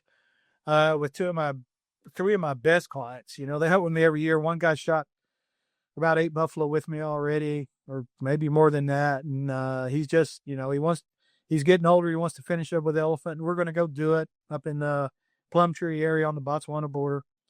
And anyway, so I've done plenty of elephant, but buffalo is the man, in my opinion. It's the man. That's the only, I'm telling you right now, buffalo, bull, a lion, male, one-on-one, buffalo's killing his ass. It takes a flipping pride of lion to bring down a buffalo. They isolate one, the weak is when they kill it. But a buffalo bull and a lion, the lion's seeing his ass. I promise you. I don't care anything for a lion. Lions are lazy. I don't think they're easy to hunt. They're easy to kill. Shot a bunch of them. They just don't do it for me. But a buffalo, we shot one once. First buffalo hunt I ever did. Ever. Back in 1900 or whatever it was. Bow hunter comes over. And and this is back in the day, you know, he's got a 90-something pound bow. He's a huge guy. He's drawing, and I'm doing all these hand things because I'm getting into it. I got to stop. Right. But he's full, you know, he's got a 34-inch arrow. Arrow's weighing right in 1,000 grains. Big old aluminum arrow, you know, because there were no carbon then. 2-blade Magnus broadhead, you know, everything he needed. We'd gone over everything. And my first buffalo I ever shot was with a bow. And we'd gone over everything. His name was George. George comes in. Great guy, great hunter. Like I said, big old long guy. Long story short, we get him on the buffalo right at dark. I remember him drawing the bow. He drew the bow. The buffalo turned and looked. He let the arrow go. It buried all the way up to the fletching, big, long, white feathered fletching, right in the crease of the shoulder. Perfect. Buffalo took off. We listened. We didn't hear death bellow, but it was dark. So we'll come back in the morning and collect this thing. Now, I will say back in my 30s, I was way cockier than I am now. But I was really cocky. I said, I was right there. Perfect shot. We come back the next day. We track that thing. I thought, we'll find this thing, you know, blood trail, blood everywhere. We walk. Then we find a spot with a lot of big puddle of blood where this buffalo had stood, and then he'd walked off again. I'm like, it's impossible. George looks at me, and I'm like, man, that's impossible. I mean, that was perfect. You could not have put that arrow any better. Tight in the back of the shoulder, right in the crease. Perfect. So anyway, we tracked all day. Nothing. And got dark. Now George is worried. Got with the, there was a manager there on the property. He said, my neighbor has ultralight aircraft. He said, I'll bring that thing in and see if he can come over, just fly over and help us. Because we walked that place flat, man. And we were always on the track. This buffalo's up. Anyway, ultralight comes over. He's not out there hour or so. Calls on the radio. He says, listen, I found a buffalo, lone buffalo down in the by the river in the reeds, and his head's moving slowly back and forth. He said there's something wrong with him. He said he's all alone. He's laying in the reeds by the river, which was miles from us. And I said, well, it has to be him, you know. So we hurried like a rabbit down to the river, you know, and he was doing these circles around the top of him, and then we waved him off, and he took off, and we started moving into those reeds along the river, closer and closer. And we finally spotted this thing, and he had his head down. Oh, you're getting fuzzy there. Can you still see me? Oh, yeah, I got you. So anyway, we see this buffalo with his head down, and then eventually we'll see he's rocking his head. And I'm thinking maybe we can get George closer for a shot. If we can get him out there and put another arrow in his thing, there's something bad wrong with his buffalo. It's obviously him. So as we were sneaking, I'll never forget, as long as I live, the wind changed. I could feel it on the back of my neck, blew that buffalo. That buffalo came up like a train, man. He was shot up, boom, just like that, and his head's back. All of a sudden, he's cured. All of a sudden, miracle dread, human sin. His head's going back and forth. He sees us. He comes straight away, full charge. Boom, boom. Put him on the ground, dead. Go up, arrow shot placement. I'm like, what in the world? We killed the buffalo, rifle killed it, couldn't get an arrow in it, got it back to the skinning shed, raised thing, skinned him out, pulled out, you know, the intestines, pulled out his lungs, everything. His right lung, where he was hit, totally collapsed. It was about maybe that big as a grapefruit, green, totally collapsed. His left lung was collapsed 3/4 of the way up in green. The front left lobe was still pink. He was living on 1/4 of the left lobe of his left lung for 2 days and still had enough power to come up and full charge with basically no oxygen. He could barely pull oxygen in. And the arrowhead penetrated both lungs, double lung, still living. The left lung did not totally collapse, almost, but not totally, and ended up in a charge. So those things, that is a remarkable animal. It is the greatest game animal in the world. There's nothing like hunting Cape buffalo.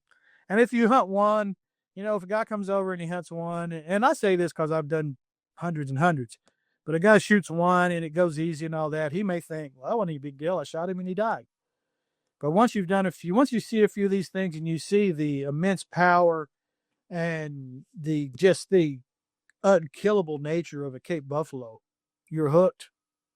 You're hooked. It's just, that's why we shoot 500 nitros and 470s and all of that, because you got to kill them. This thing's coming at you with deadly intent. You've got to kill him. That is what impresses me about a buffalo. Elephant don't do it, I love hunting big kudu and clip springers. That's cool. That's fun hunts. Serious hunting, Cape buffalo. Wounded lion is also very serious. They're fast and come in low and fast, but a wounded Cape buffalo is, I call my book, the name of my book is Bulletproof for a reason. It's just like, you can't stop the things. I had another client, my last story, come in, another great guy, super fit, in shape. Find a buffalo's coming towards us, walking. We get in shooting position. Buffalo raises his head and gives us that look. Boom, he shoots it. Looked like a perfect heart shot. Buffalo takes off. Come back with the dogs. Drop the dogs on, because he goes into thick stuff you have to crawl into. You can't walk in it. You have to get down and crawl hands and knees. Put the dogs on. Dogs take off. We're crawling through. We come up to a little opening area. We're walking. All of a sudden, the dogs open up over on their right flank, because the buffalo always hooks and waits on the flank. And all of a sudden, we hear that buffalo crashing through the bush. I get ready. The other PH gets ready. Client gets ready. And the buffalo breaks out, coming straight towards us. But when he saw us, he veered off, and now he's coming at an oblique kind of towards us. We pull up, we're hammering him with everything. I hit him with 2 barrels. Other PH hits him with 2 barrels. He goes up, and then, of course, he's really staggering now. Client, boom, hits him, puts him on the ground. Back to the skinning shed. First shot, blown out the heart. He was still alive. No heart. Heart was blown. The whole top of the heart was gone. And that thing was still alive. I'm like, they're flipping possessed. We're hunting ghosts out here. This is crazy. They are amazing. I love hunting the things. I love hunting them, man. When I go into a thicket after wounded buffalo, you don't think I'm alive? I'm living then. I'm alive. Dang right. I am alive. I'll go in those thorns. I get my tracker, Robbie. My trackers are all Zimbabwean, by the way. They are flipping top shelf. Robbie and me on that track, we go. And he don't care and I don't care. We go right in, the thickest, nastiest. But we're not stupid. But it's just, that's what you have to do, and that's what we do. I love it. I cannot imagine doing anything else. I wouldn't do anything else. I'll do it till I fall over. If I have to roll myself out there in a wheelchair and go down in a blaze of glory in a buffalo charge, that's the way it was meant to be. You know what I mean? That's all I can say about it. It is the greatest game animal in the world. It is the greatest thing to hunt in the world. But if you're coming to Africa to hunt Cape buffalo, you damn well better hunt with somebody that knows how to do it, put you on a quality safari, and be able to back your ass up when things get tight. And they will get tight from time to time. Most of them, if you know what you're doing, you rarely get a charge. If you don't know what you're doing, you'll get them all the time. But if you know what you're doing, you rarely get a charge. Everything ends well. But then when they come, you better be ready, and you just better hope the guy next to you is ready too. It's... Man, I love having occasionally you get guests that are just ultra passionate about something, and you are that way when it comes to buffalo. I mean, that's fantastic. I love buffalo hunting. I tell you, I've got a huge big on front of my desk here is a carving of a buffalo that one of my PHs does, who's one of my old PHs, outstanding artist. And I mean, I breathe it, live it, breathe it, talk it. And that's why I got into almost not exclusively buffalo. And like I said, 60% buffalo, 40% plains game. And all the buffalo hunters hunt plains game too. But that is my one true, I mean, what do they call those animals? These witches call animals that are their For me, I call it my unicorn. That a buffalo is my unicorn. familiars. That's my familiar. Yeah. Cape Yeah. buffalo.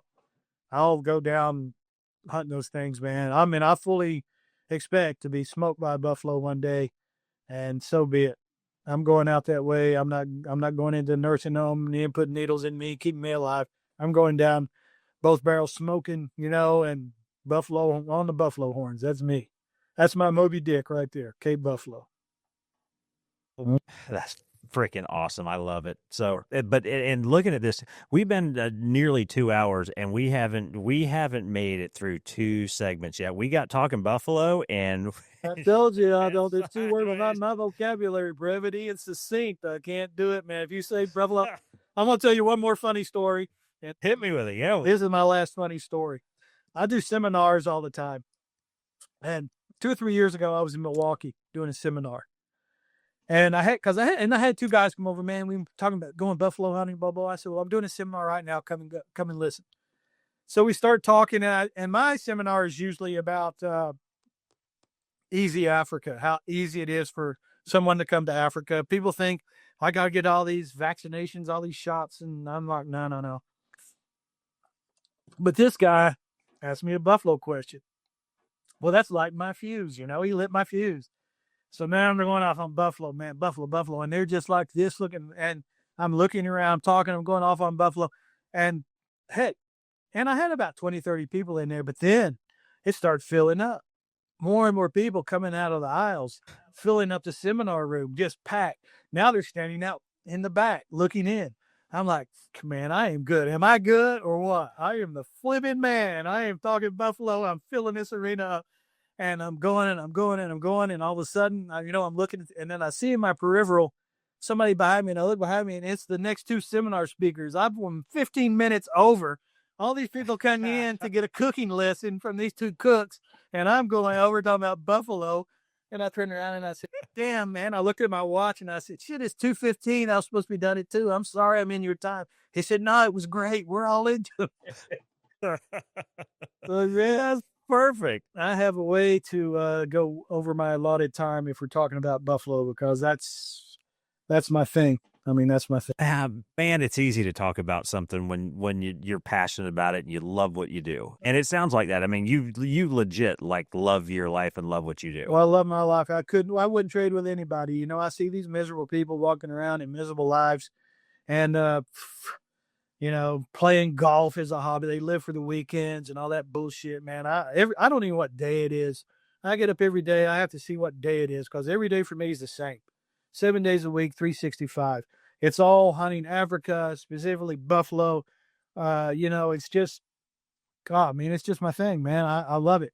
And I just can't imagine doing anything else. I ain't going to be an accountant. You ain't going to see me, doing people's taxes.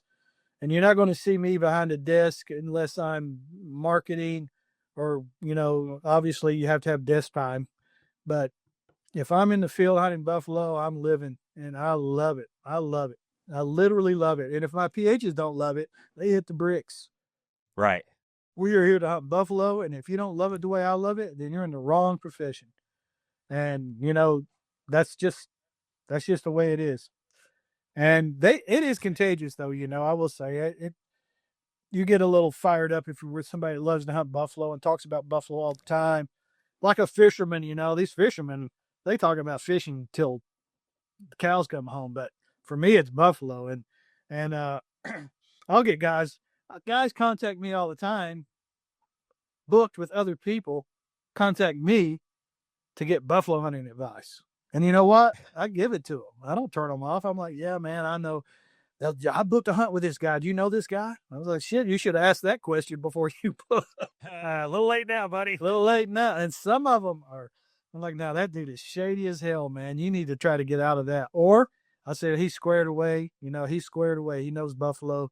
You're in good hands. You'll have a great time. And then some, I'm like, I've never heard of the guy, but here's what I can tell you. So, yeah, I get guys contact me all the time like, yeah, I'm going to hunt this with this guy. Can you tell me how do you do this and that? What should I do? But I'm happy to impart any knowledge I have on the subject to anybody hunting buffalo. Hopefully get them as excited as I am about it, because it's just the thing for me. It's my whole life. It's my whole life. My whole life is my wife, hunting buffalo, and family and everybody else. It just is. I've got grandkids and everything, but I'm hunting buffalo. I love it. Yeah. I love it. Well, man, I've already kept you on nearly 2 hours already, but let's do a quick couple of these. I always like to close out with some rapid fire questions, just some random shit we came up with. And one of them we kind of already talked to, and I know your answer, but I put this kind of list together prior to the conversation. I should have known better, but I'll start with the first one. So from a rifle bullet combo for buffalo. Yep. I know what the answer is going to be, but you tell me what yours is. And then, like I said, I had down, a couple options is 375 H&H, 416, 458 lot, shit like that. But obviously you may be, I am way undergun in this conversation. Absolutely. 100% answer. 416 Swift A-frame bullets. A client has no need to bring solids ever, unless he's hunting elephant or rhino. Always bring softs, Swift A-frames. Next choice might be a Barnes TSX, something like that. 416, ultimate buffalo caliber, was made to hunt buffalo. 400 grain bullet, moving like a demon, 2,300 feet per second ballistically. That is the ultimate. Now, if you're only going to bring one rifle, and you're going to hunt a lot of things, 375 H&H, 300 grain bullet, Swift A-frame. I don't get any endorsements or money from Swift, but I'm telling you now, you hit them with Swift A-frame, they're going to usually hit the ground. Barnes also great. And the new Hornadies, not the old Hornadies, they're crap, but the new Hornadies, really good bullet. They seem to work well. The Dangerous Game expanding DGX, that's a good bullet. But Swift A-frame, man, 416 Rim Mag or Rigby. I prefer the Rigby for romantic reasons, but ballistically, they're about the same. Even the 416 Ruger, that's Ruger in a short action, that's good. But that's my ultimate 416 Swift A-frame bullet. Give me tell me, what's the most underrated plains game species to hunt? Most underrated. Mm-hmm. I would say, just from the fact that a lot of guys aren't familiar with these species, but bushbuck is probably the most underrated. That is a beautiful animal and tough to hunt. We hunt them in the mountains, which is twice as hunt. Hunt them along the river. At least you have the river they're coming to. In the mountains, they could be anywhere. We have bushbuck in the mountains. That is a tough hunt. A little bit underrated. Clip Springer as well. Beautiful animal. Live in the mountains. I like to hunt mountains, especially for plains game species.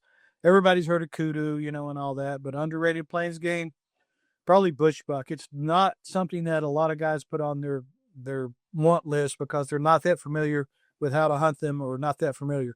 But they're one of the spiral horns. Beautiful animal. Maybe the most overrated animal is a Nyala, Nyala bull. Beautiful animal, but easy to hunt. Not very, I think it's overrated. It is beautiful, I will say that, and everybody shoots them, which is fine.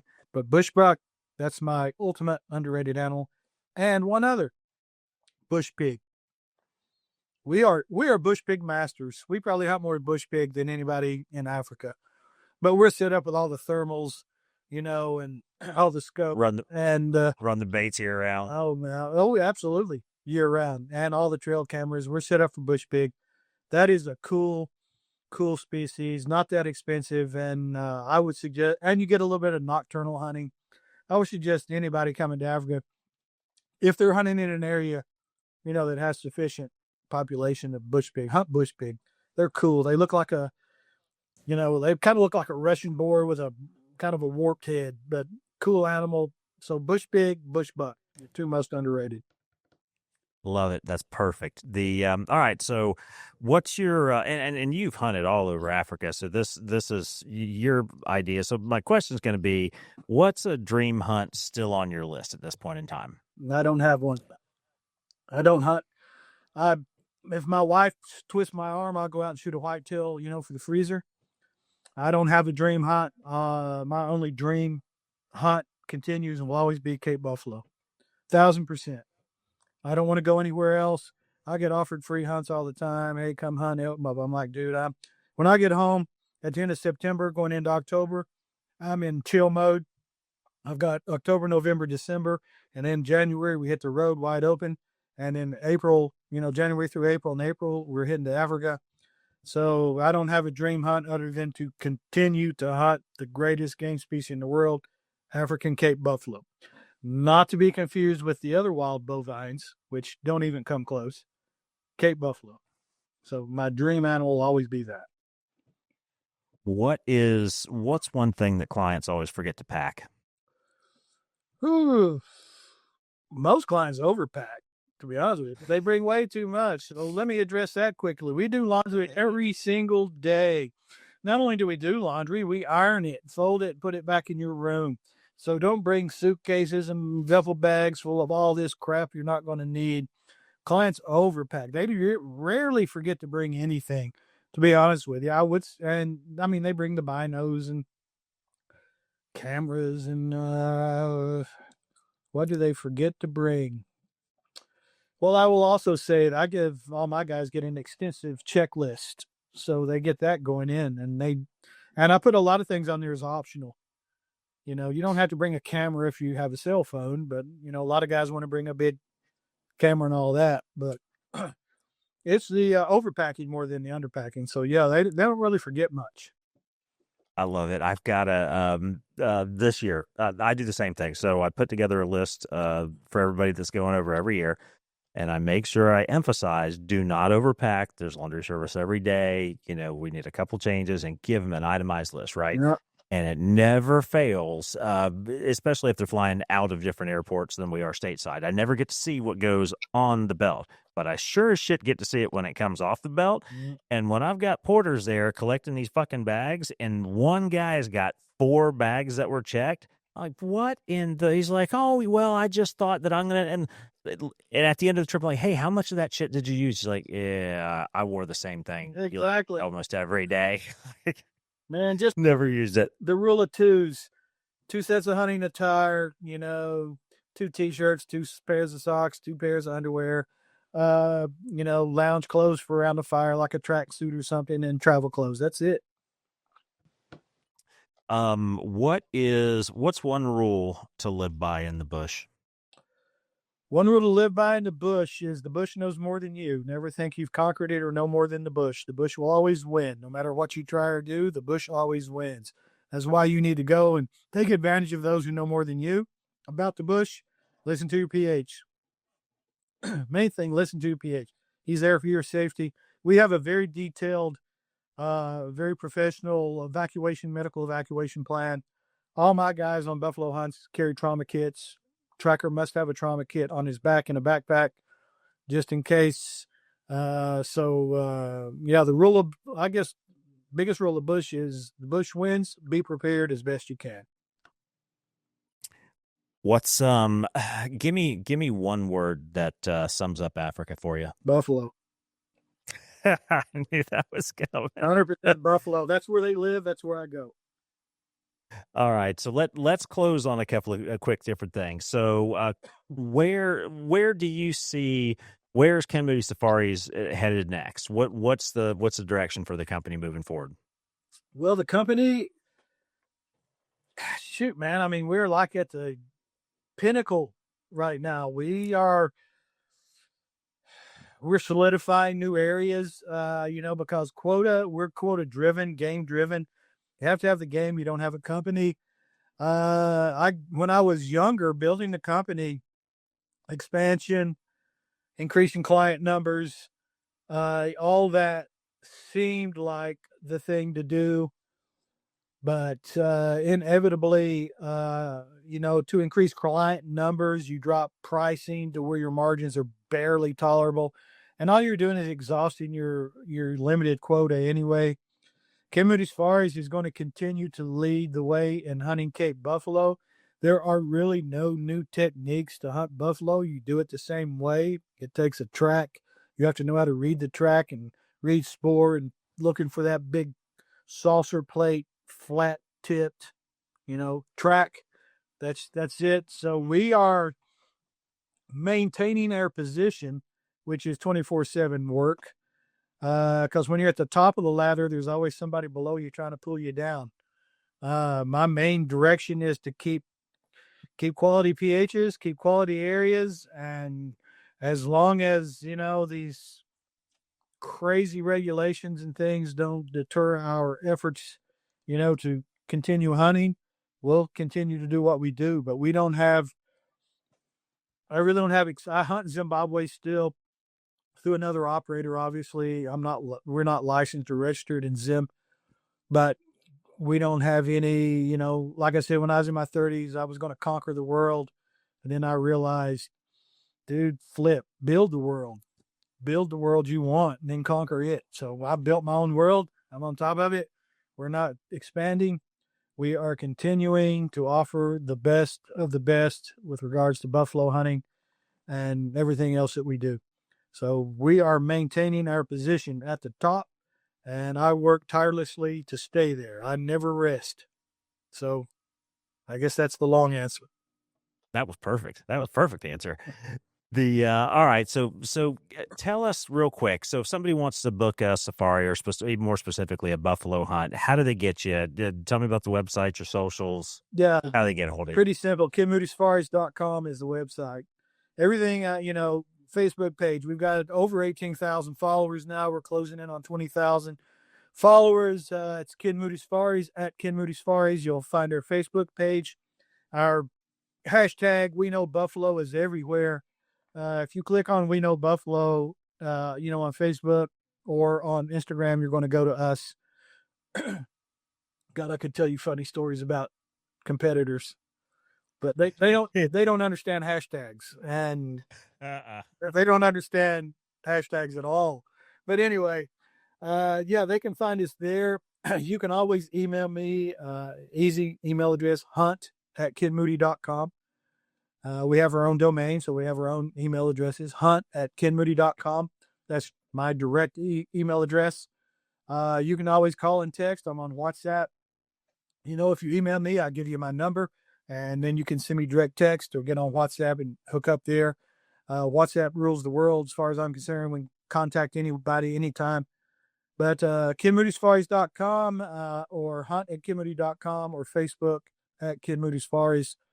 And I'll be happy to talk buffalo, even if you're planning down the road. I can't afford it now, but I'm looking at going buffalo hunting. I'm happy to talk to you, man, about buffalo hunting, regardless of what stage you're at in the planning process. If you're not to the execution process, I don't care. If you say buffalo, we're going to talk.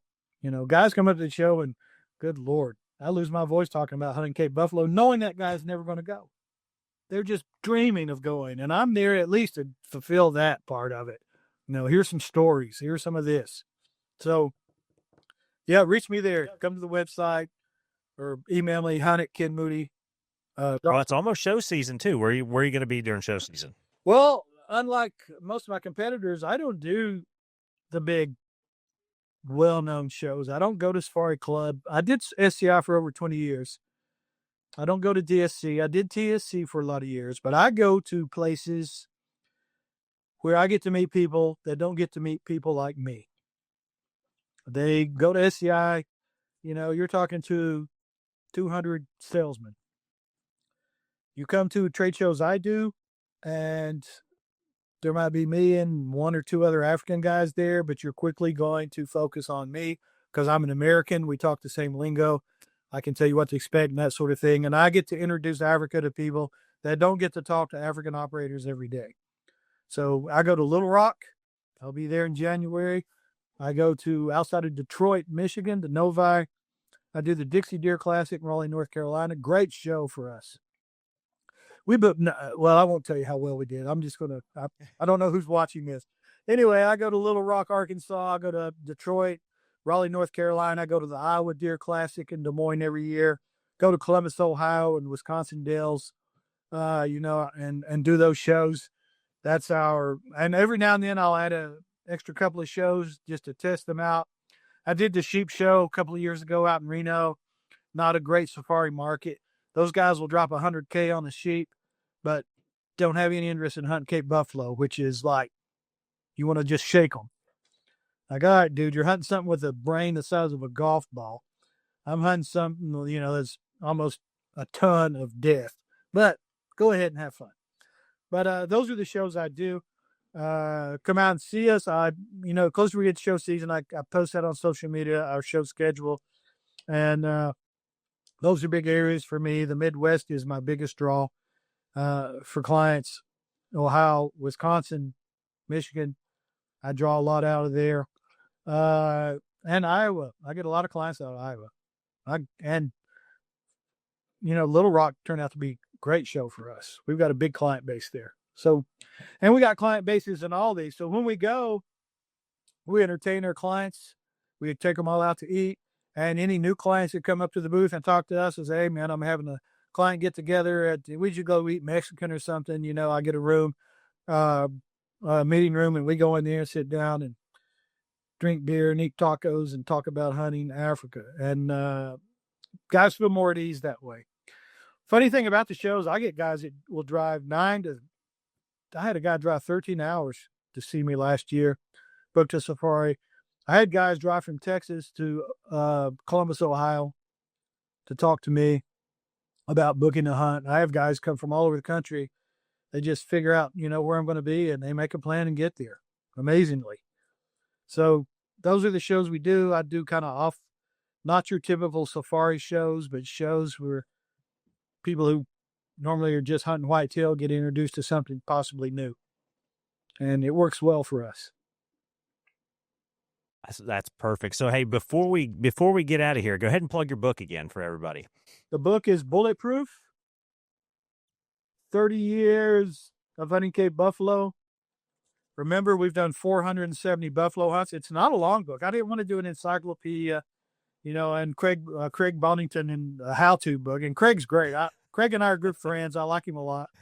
But I'm not doing a big encyclopedia. I wanted to write a little adventure book on some great hunts we've had, and it's got a lot of caliber selection. I've got a checklist in here, like what to bring, equipment checklist, mental preparedness, caliber, firepower. Chapter 3 is all firepower, about calibers.